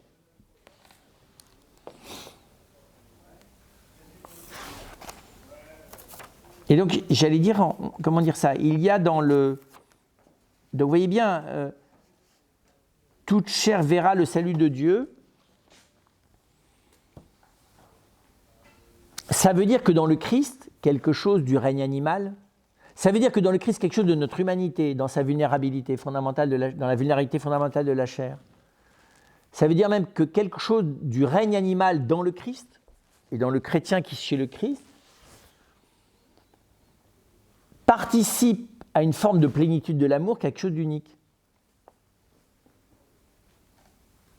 De nouveau, la vulnérabilité de la chair, qui vient en nous de notre participation à la famille des animaux, au règne animal, nous donne la possibilité d'une participation compatissante, voilà, et d'une empathie qui est transformée par l'Esprit Saint, qui est une empathie divine, qui s'appelle la compassion, qui s'appelle aussi la rédemption, puisque nous avons été sauvés, rédemptés, par mode de compassion, par mode de vulnérabilité.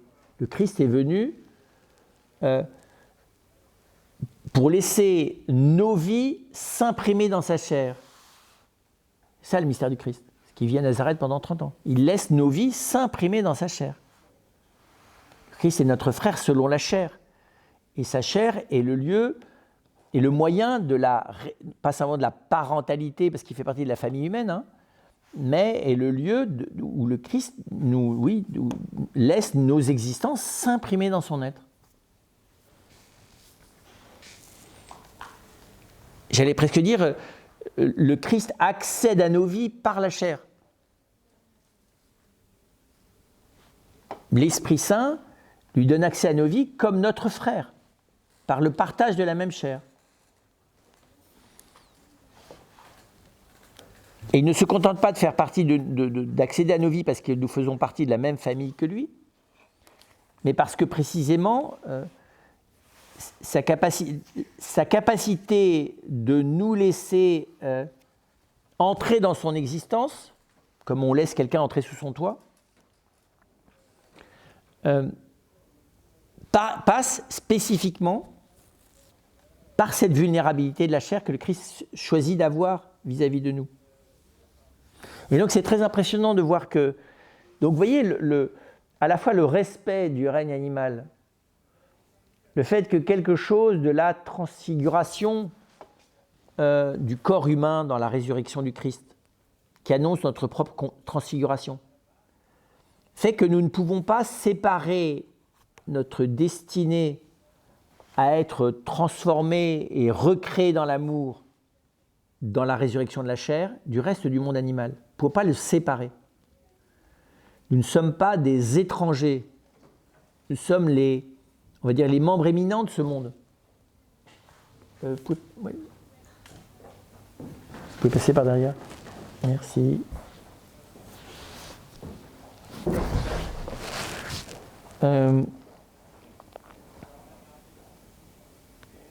Et donc, d'une certaine manière, le Christ n'est pas venu sauver les animaux. Il est venu sauver les hommes. Mais en sauvant les hommes, ce salut touche le monde animal, le monde végétal et l'ensemble de l'univers. Vous voyez, je peux comment dire ça,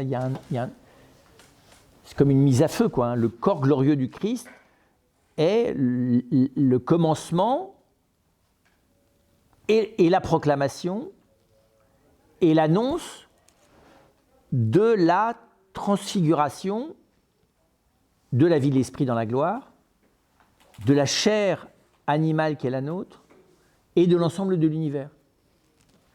Nous avons peu cette perspective parce que, vous voyez, ça fait le pendant de ce que je vous disais tout à l'heure, que nous ne nous sommes pas appropriés du tout notre rapport au monde physique, notre rapport au monde végétal et notre rapport au monde animal, parce que nous vivons, selon le modèle cartésien, comme des petites substances autonomes habitées par un petit esprit autonome. Ce qui est tout aussi ridicule d'ailleurs, enfin c'est pathétique, mais nous nous voyons comme ça, nous.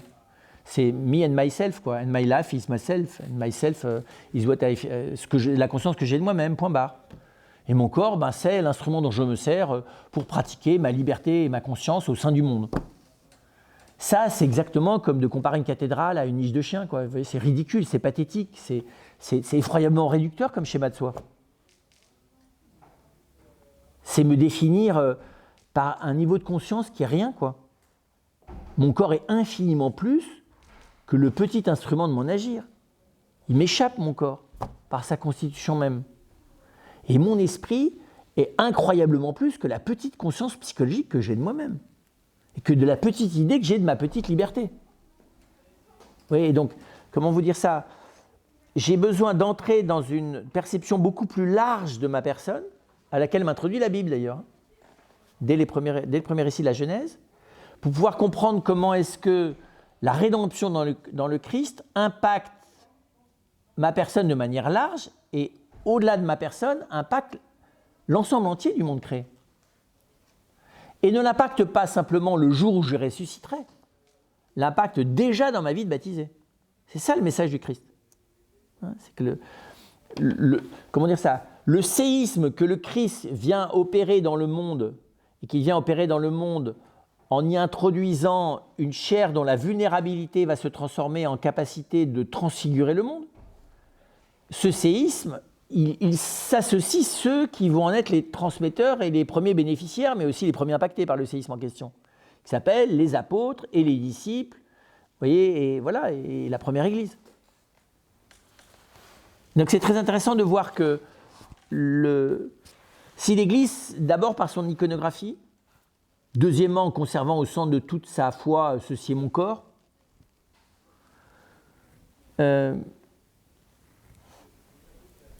Ceci est ma chair, Jésus dit même manger ma chair dans l'évangile de Jean. Ma chair, ouais, c'est vraiment l'animal, hein. Manger ma chair. Il dit même, d'ailleurs, le terme grec dit même mâcher ma chair. Boire mon sang et mâcher ma chair, si vous voulez.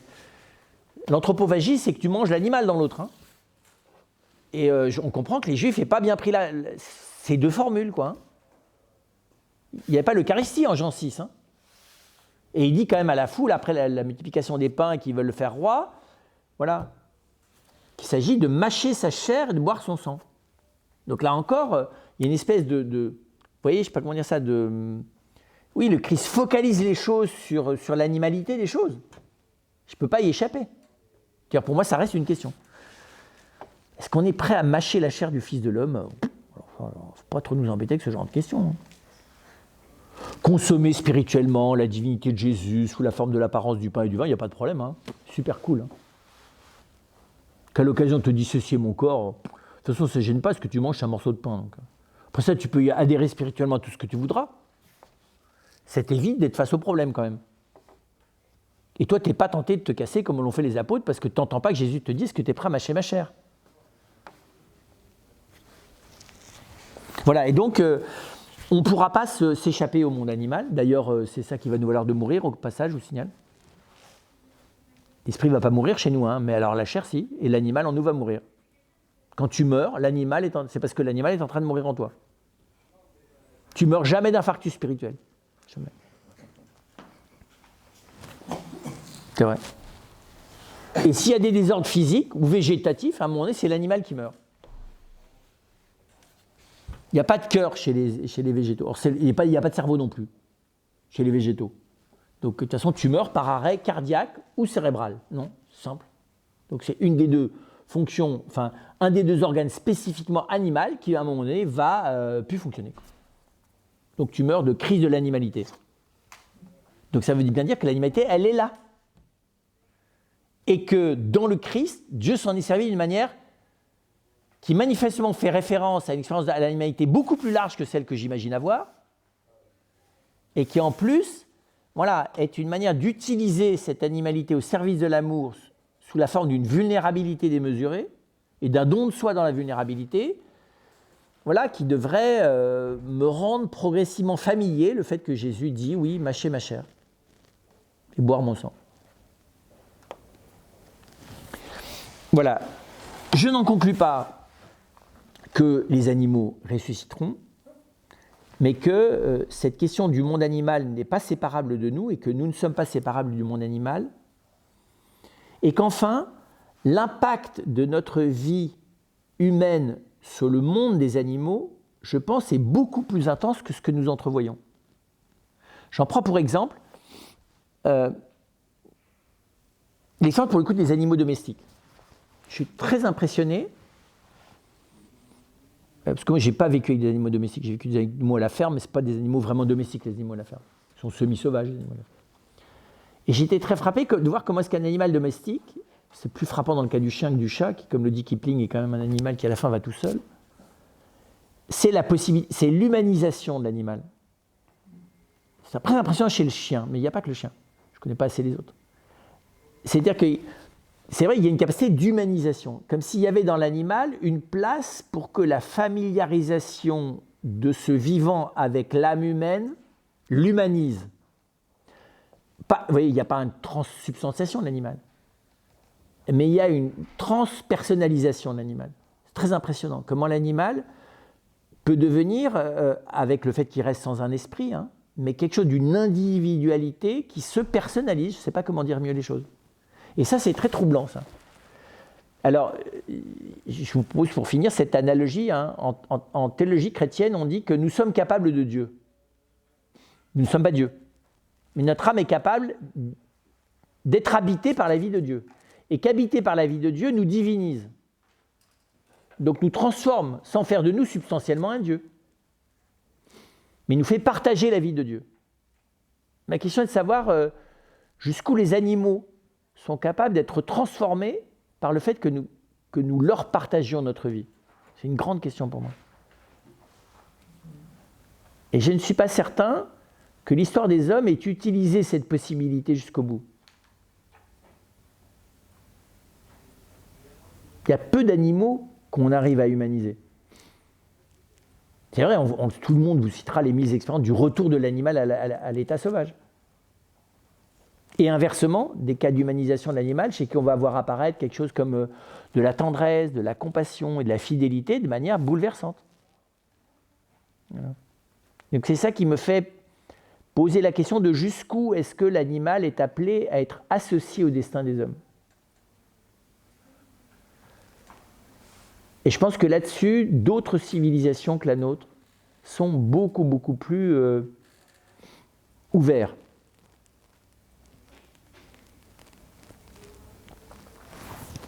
C'est-à-dire que le fait que le monde animal soit tout proche de nous. Par contre, ce que l'Occident a fait, je le dis souvent de manière pathologique, c'est vrai de voir ces personnes qui sont allées jusqu'à compenser l'absence de convivialité humaine en développant une forme de partenariat affectif avec le monde animal. Ça peut paraître ridicule, hein, et il y a quelque chose de pathologique. Mais tu es obligé, si tu quittes tes a priori, de te dire que c'est très étonnant quand même ce qui se passe là. Finalement, peut-être qu'il vaut mieux un bon chien qu'un mauvais humain. À vivre. À vivre. Parce que si c'est ta bonté, si c'est le seul lieu où tu déploies ta bonté, parce que ta relation avec les humains, elle est tellement problématique, que de toute façon, ce n'est pas la bonté qui ressort dans ta relation à eux, et ce n'est pas la bonté que tu réveilles chez eux. Hein, mais c'est pas simple, on ne peut pas simplifier trop vite. Hein. Alors on va me dire, ouais, mais c'est des lieux de régression. Oui, c'est peut-être des lieux aussi de résilience de gens régressés. C'est pas si simple. Hein. Voilà. Donc je laisse cette question ouverte.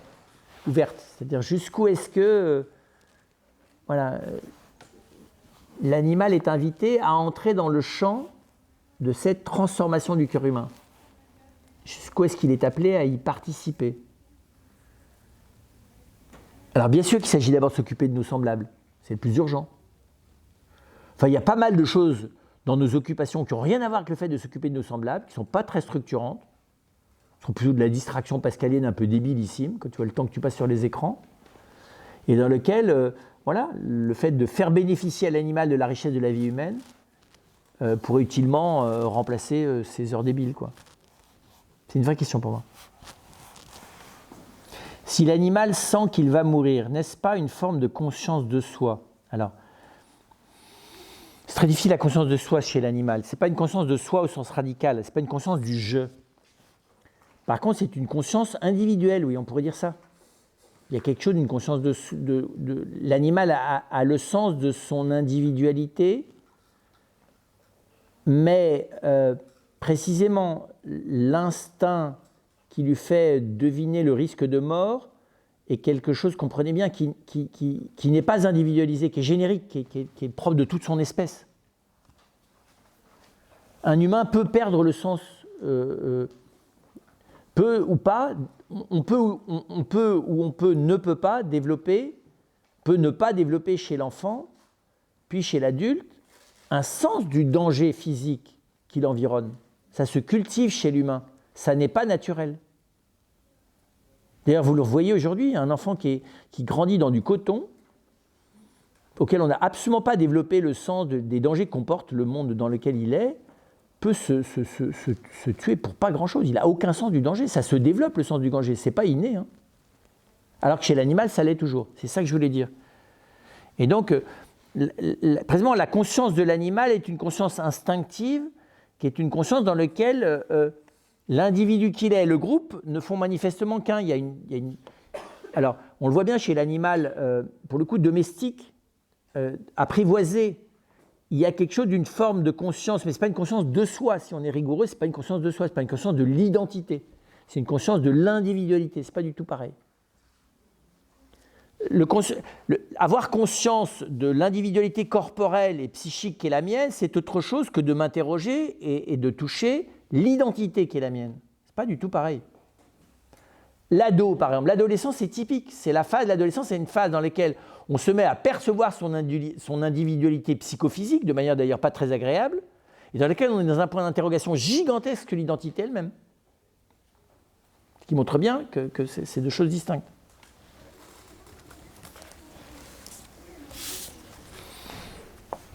Dieu n'est pas chair, il est verbe. Quelle relation entre le verbe et la chair? Le verbe s'est fait chair. Egeneto-sarx, en plus, dit le texte. Ce qui n'est pas simple, parce que ça ne veut pas dire qu'il a cessé d'être verbe. Hein.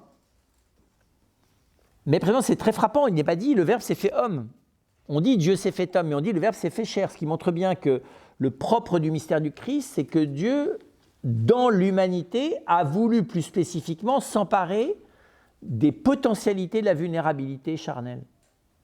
Et que c'est parce c'est dans cette vulnérabilité qu'il est venu. C'est cette vulnérabilité qui convenait à la lumière qu'il avait à nous donner et à la manière de nous aimer et de nous dire qui il était, quoi. On ne peut pas dire autrement. Il y a quelque chose que la vulnérabilité de la chair humaine dans le Christ à la croix nous dit de Dieu qui ne pouvait être dit d'aucune autre manière. Je ne sais pas comment vous dire mieux les choses. Hein. Le côté ouvert de Jésus est le dernier mot de Dieu. C'est pour ça que je ne peux pas ni mépriser, ni relativiser, je dis, l'animalité. Donc l'animal, je ne peux pas. C'est ne pas être dans le réalisme évangélique. En plus, c'est ne pas être dans le réalisme humain tout court, vous l'avez compris. Peut-on parler de la chair de l'animal? Oui, bien sûr qu'on peut parler de la chair de l'animal. La différence, c'est que la chair de l'animal, c'est sa vulnérabilité, ou c'est la chair qu'on mange, c'est deux manières d'en parler. Hein. Mais dans la Bible, en tout cas, l'animal, il est chair, il est fragile comme toute chair. Par contre, l'animal n'utilise pas cette vulnérabilité pour aller à la rencontre de l'autre. C'est l'inverse, il s'en protège.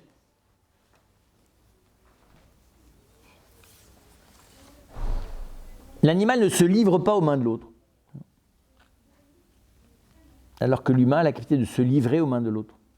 Il l'est de manière naturelle chez l'enfant, il peut choisir de l'être dans la relation humaine ou dans le sacrifice de soi. Pourquoi l'homme ne peut pas toucher à la chair de l'homme mais à celle de l'animal si? Parce que précisément, c'est pour ne pas avoir à toucher à la chair de l'homme, il a à apprendre la vulnérabilité de la chair et finalement la forme de violence qu'il exerce sur l'animal en le tuant, pour pouvoir définitivement apprendre, dans un premier temps, à renoncer à exercer cette même violence sur l'homme. Puis sans doute progressivement à renoncer à l'exercer sur l'animal. C'est pas bête de dire que... Oui, que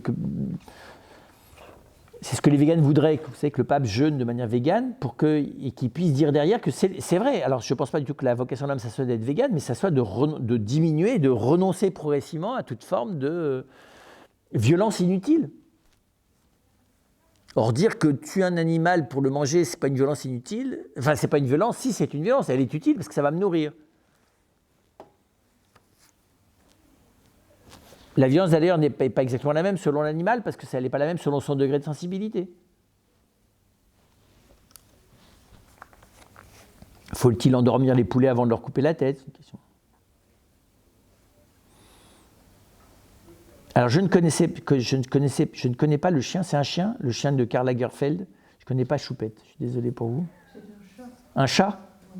Ah ben, je ne la connais pas. Blanc. Ceci dit, je pense que... Ah oui, ça je ne savais pas. C'est marrant parce que lui, il a un peu une tête aussi comme ça.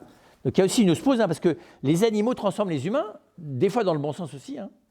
On l'a tous vu, la similitude entre la tête du chien et la tête du maître. Et c'est vrai chez les chats aussi.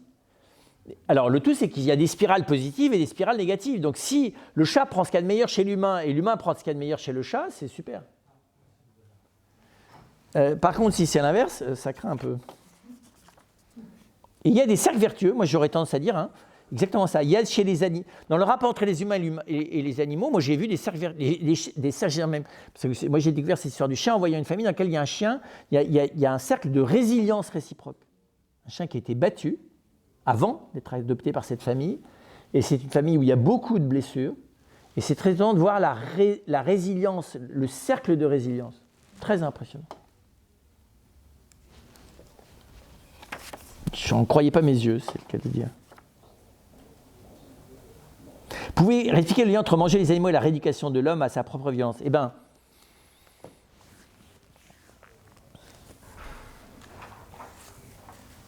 ne tuer l'animal, d'abord que parce que je vais l'utiliser. Donc déjà, ne pas tuer gratuitement l'animal. Réprimer, par exemple, chez l'enfant, la cruauté qu'il peut avoir à torturer un insecte ou une grenouille. Et donc, apprendre à ne pas exercer la violence sur l'animal autrement que par nécessité, parce que je vais utiliser cet animal pour me nourrir ou pour me vêtir, et pratiquer cette violence dans le respect de l'animal lui-même. Là encore, enfin, tout le monde sait dans le monde paysan que tu as 20 manières de saigner un cochon. Si tu fais ça proprement, tu ne l'entends pas hurler pendant 25 minutes. Tu as une manière correcte de tuer un lapin. Et tu as des manières pas correctes de faire. Et la manière correcte, c'est celle qui génère le moins de douleur possible. C'est celle-là. Et donc, l'apprentissage à la maîtrise de ta violence. Vous pouvez passer par l'extérieur. Il y a une porte dedans, là. C'est incroyable, ça. La maîtrise de la violence exercée sur autrui. Est un lieu et Dieu a bien compris que plutôt que l'humain l'exerce directement vers l'humain, il vaut mieux qu'il l'exerce envers l'animal. Je pense que apprendre à dresser un animal est un bon préalable avant d'être un père de famille. Ça évite de se retrouver bientôt en tôle pour punition corporelle. C'est vrai, il y a une espèce on ne peut pas nier les choses. Hein. De la manière qu'on apprend à se battre, c'est bon d'apprendre à maîtriser de manière ajustée l'usage de l'irascible.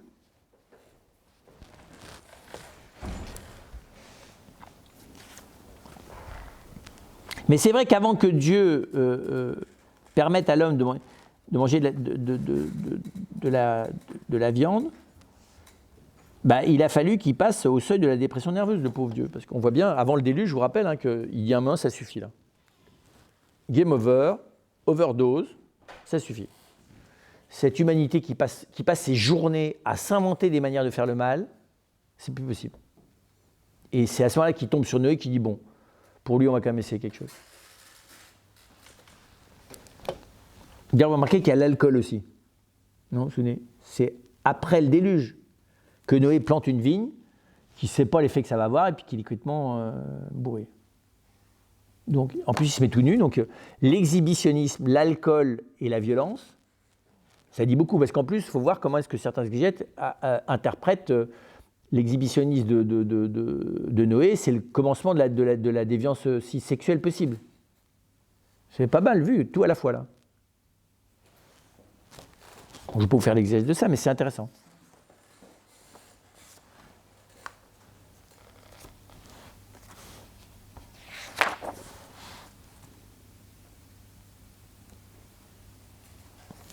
La fraternité Saint François avec les animaux, bien sûr, Saint François est un des grands amis des animaux, et surtout, il est un de ceux qui, c'est celui qui, dans l'histoire du christianisme, nous a éveillés plus que nul autre à la relation à la fois naturelle, de proximité, mais aussi à la relation dans le regard de Dieu.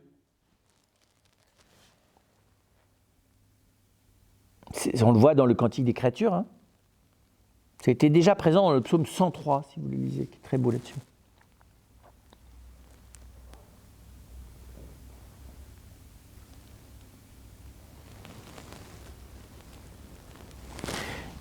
En Christ, la vie est recréée là où la fraternisation...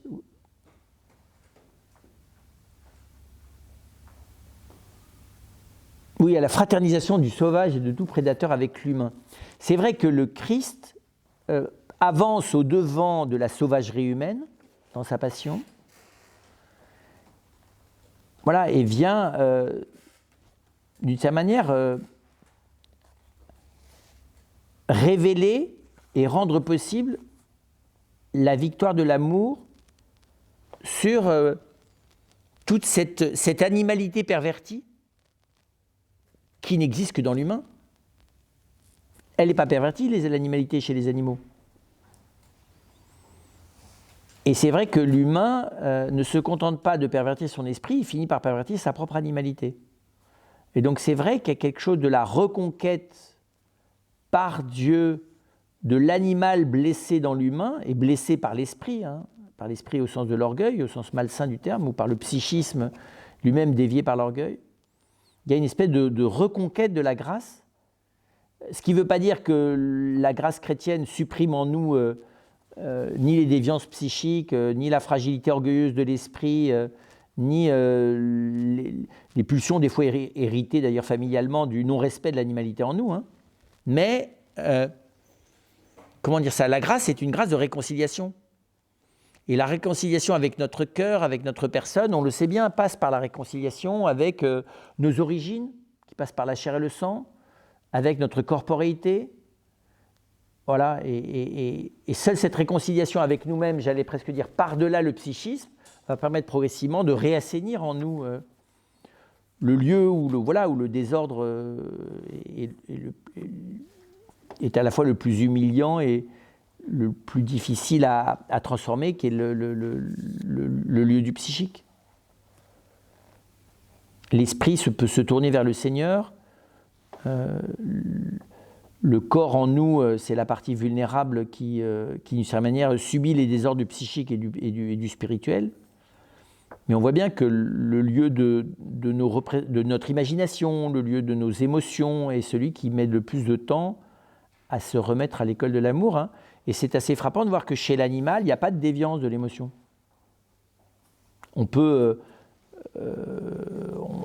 Les animaux peuvent avoir des dépressions nerveuses, mais pour ça, il faut qu'ils aient vécu dans un environnement humain très, très dépressif lui-même ou très, très agressif. Hein. Mais c'est très frappant de voir que la maladie psychique, c'est quand même une maladie humaine. Le délire imaginatif, ça n'existe pas chez les animaux. Si on meurt en univers, c'est ça l'idée, ça veut dire que les âmes des vivants, donc les âmes des animaux, vont avec les hommes auprès de Dieu. Alors, non, parce que ce qui va auprès de Dieu, pour nous, c'est l'esprit, enfin auprès de Dieu. Ce qui n'est pas destructible, on va le dire comme ça, hein, mais ça c'est le philosophe déjà qui dit ça, je n'ai pas besoin d'être croyant. Hein. Il y a quelque chose qui n'est pas de l'ordre du corruptible en nous. L'identité la plus profonde, le je n'est pas corruptible. Ce qui est corruptible, c'est la corporéité et le psychisme. Mais il y a quelque chose en nous qui n'est pas de l'ordre du corruptible. C'est ce qui s'allume dans le regard d'un enfant. C'est ce qu'on voit apparaître dans le regard d'un enfant à la naissance. C'est ce quelque chose qui est permanent dans la personne jusqu'à la fin. Et c'est quelque chose dont la présence disparaît. La présence disparaît au moment de la mort. Ça n'est pas de l'ordre du corruptible. Tu vois bien parce que ce n'est pas de l'ordre du changeant. Il y a quelque chose qui ne change pas. Vous connaissez quelqu'un depuis 40 ans, il y a quelque chose qui n'a pas changé, qui ne changera jamais. Alors, évidemment, le propre de la croissance humaine, c'est que ce quelque chose qui ne change pas apparaisse de plus en plus, rayonne, et que ça soit à partir de ce quelque chose qui ne change pas que l'ensemble de l'existence de la personne puisse être transformé. Mais ce quelque chose qui soit enfoui, qui ne soit pas enfoui, il ne change pas. Ça s'appelle l'esprit. Et je peux m'en servir de travers. Je peux me servir de ma volonté pour assassiner les autres, de mon intelligence pour exercer la perversion. Ça ne change rien à la nature même de l'esprit, qui n'est pas de l'ordre du changeant. Ça, c'est ce qu'identifie, par mode de discernement et de scrutation, le philosophe lui-même. Et c'est ce que la tradition biblique et chrétienne appelle l'immortalité de l'âme. La non-mortalité de, l'indestructibilité de. Après, c'est à savoir, qu'est-ce qui se passe, comment ça, j'en ai aucune idée, ça. Qu'est-ce que ça donne, l'esprit sans le psychisme et le corps? J'en sais rien du tout, moi. Absolument rien du tout. Comme ceux qui le vivent en sont parvenus pour nous expliquer comment ça se passe, et que quand il y a eu des apparitions, des révélations, c'est sous des formes métaphoriques, donc t'en sais rien du tout. Donc dire qu'elles vont auprès, c'est métaphorique. Elles ne se déplacent pas d'un lieu à un autre. Et les animaux ont pas, les animaux sont destructibles. Donc votre canari qui s'appelait je ne sais pas trop quoi, moi pingouin, c'est pas sûr qu'il ressuscitera pingouin. Voilà. Parce qu'il n'y a pas de singularité dans l'identité animale, il n'y a qu'une individualité, c'est pas la même chose.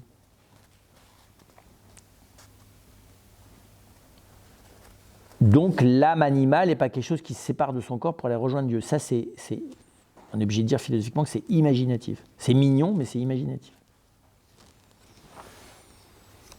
Donc le loup de Gubbio, là, est-ce qu'il se retrouvera au ciel comme loup de Gubbio? Je ne sais rien. Mais ce n'est pas l'âme du loup de Gubbio qui a été préservée par Dieu de manière exceptionnelle dans un petit bocal, au moment de la résurrection des corps. Il va ressortir, on va lui redonner un corps. C'est sûrement pas ça. Ça, c'est imaginatif. Ma question ne portait pas là-dessus, d'ailleurs. N'importe pas de savoir si Juju ou Médor va ressusciter avec vous. Ma question, elle est de savoir, est-ce que la résurrection de la chair implique ou non le monde animal? Est-ce que ce monde animal, s'il a participé à la résurrection, comportera la trace voilà, quelque chose de ce qui a été vécu entre tel animal, pour le coup, et l'humain dans sa vie? C'est une vraie question. Mais pas plus que nos âmes glorifiées iront récupérer les cendres de nos corps au fond de l'océan quand les gens auront été noyés.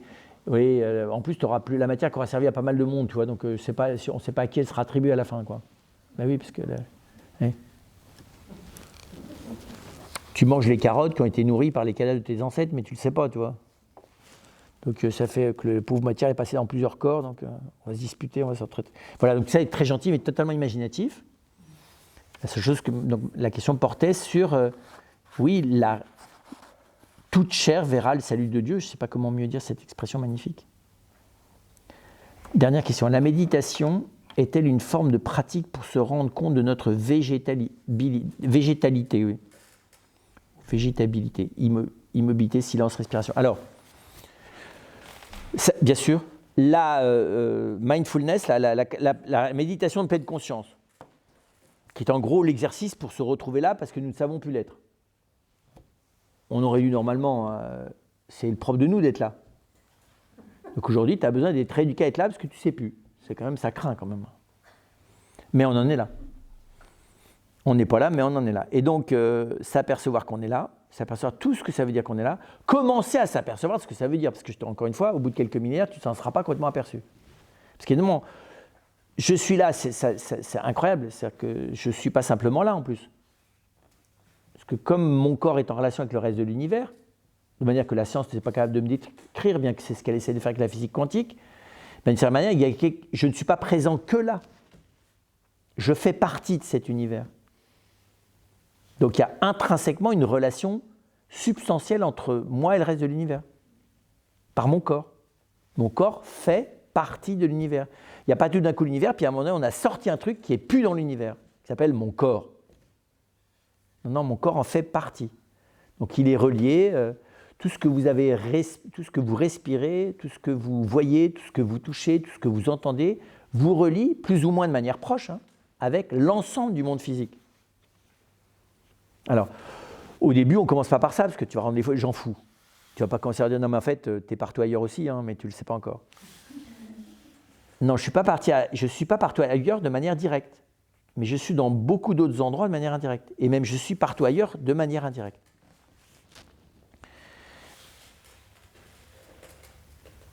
Tu sais, c'est comme quand dans une pièce, tu as une personne qui est à la fenêtre de droite et une autre à la fenêtre de gauche, et chacun te dit ce qu'il voit. D'une certaine manière, tu es aussi en train de voir à travers ce que te dit l'autre.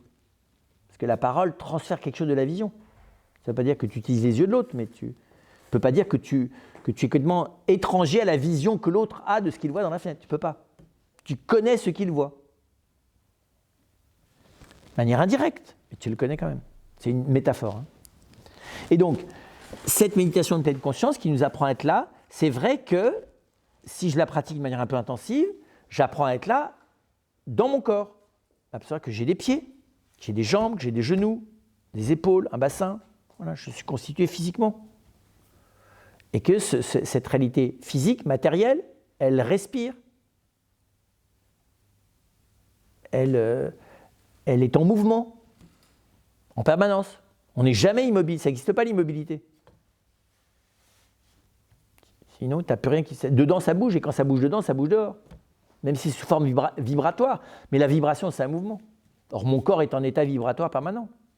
Je ne peux pas le figer. Le corps ne peut jamais se mettre à l'état de plexiglas. Parce que pour l'immobile, le plexiglas, c'est bien.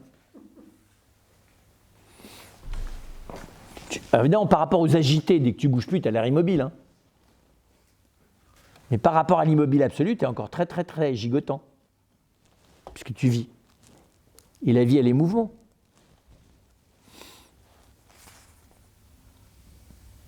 Voilà. Et donc, c'est vrai, oui, que c'est une de ces formes. Mais, je pense que ça ne suffit pas. C'est vrai qu'il faut aller visiter les autres membres de la famille. Végétale et animale. Pas tous, Il faut apprendre l'habitude de... J'ai eu beaucoup une fois, j'ai un frère comme ça qui s'est... Alors il me prétend que c'est pas ce qu'il a fait, mais je me souviens très très bien. Enfin, on a visité la forêt de Tronchet, je me souviens. Il s'est mis à prendre un arbre comme ça, à dire bonjour vieille branche. J'ai trouvé cette familiarité magnifique. Tu as des gens, ils parlent à leurs arbres, ils ont raison. Ils ont raison. C'est vrai, un vrai jardinier, quand il te parle de son jardin, quand il te parle des plantes, c'est impressionnant. Il te parle des fois beaucoup mieux que des personnes, parce qu'il est un peu misanthrope ou pas très doué dans les personnes. Par contre, il te parle de tes arbres, comme celui qui te parle de ses vaches. Quand tu écoutes un type te parler de ses vaches, enfin, c'est incroyable. On peut te parler de chacune, enfin, il y a une vraie familiarité. C'est ça. Donc je pense qu'on ne peut pas apprivoiser on ne peut pas entrer pleinement dans ce qu'on est comme végétal et animal si on ne va pas visiter aussi les autres membres de la même famille. C'est pour ça que Dieu crée les animaux et les amène à l'homme pour voir comment il va les nommer. C'est très beau ça. Vous avez remarqué, Dieu lui plante un jardin, c'est le deuxième récit. Ça. Dans le premier récit, vous avez les plantes et les animaux. Je ne sais plus les jours d'ailleurs. 6e jour, je crois, c'est les animaux, et 5e jour, sans doute, les plantes. Mais dans le deuxième récit, Dieu plante un jardin et il ne demande pas à l'homme comment il va appeler les arbres. Par contre, il lui crée les animaux. Quand il a vu qu'il n'est pas bon que l'homme soit seul, c'est pour vous donner la différence que la Bible, je ne l'ai pas creusée parce qu'on ne peut pas tout fermer, que le traitement de l'animalité est tout à fait différent du végétal de la part de Dieu au moment de la création. Puisqu'il plante son jardin, il ne le laisse pas dans la jungle. Hein. Il crée un jardin avec plein de fruits beaux à voir et tout. Il dit il y a juste une chose, tu vois, celui-là, tu t'en empares pas, parce que la connaissance du bien et du mal, c'est pas sous ton pouvoir. Ça fait partie, ça fait partie de ta liberté de pouvoir mettre la main sur la connaissance du bien et du mal par toi-même, mais si tu fais ça, tu vas mourir. Donc je le laisse à portée de ta main pour que tu comprennes que c'est à portée de ta main et que tu choisisses toi-même qu'éventuellement, moi, je te donne de ces fruits à manger, c'est une chose, mais que ce n'est pas toi qui t'en empare.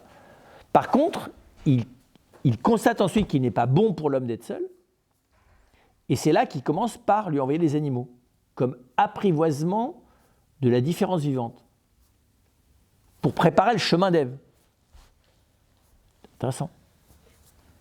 Je raconte cette anecdote parce que c'est plus qu'une anecdote, mais j'ai eu la chance d'aller vivre 10 jours dans un village mapuche.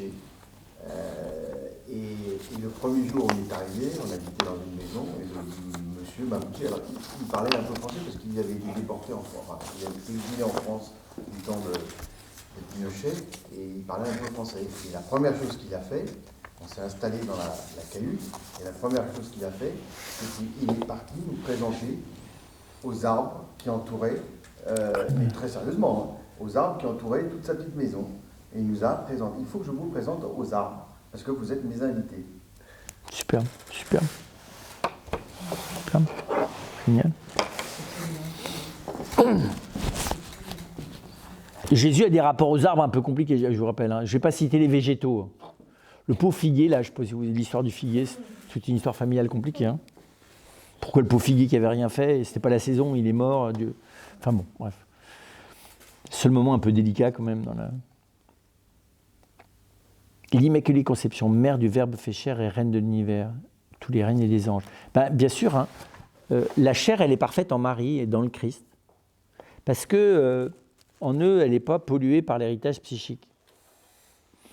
Donc c'est vrai que dans la vie chrétienne, c'est tout bête, on a la chance d'avoir qu'un homme plénier et une femme plénière. Mais on a la chance de les avoir. C'est le Christ et Marie dans la vie chrétienne. Nous, on est toujours handicapés, donc on est une partie en nous qui n'est pas vraiment féminine, qui est une caricature, quoi. On reste brouillés, nous. La grâce ne nous enlève pas le brouillage dans l'image. Et donc c'est vrai que, parce que la chair c'est aussi le corps, que c'est vrai qu'il y a une plénitude de vie dans la chair qui pour la foi du chrétien est accessible dans le mystère du corps glorieux du Christ et du corps glorieux de Marie. Bon, ça ne nous dit souvent absolument rien du tout, mais c'est pas grave, c'est pas parce que ça ne nous dit rien que ça n'est pas opérant, heureusement.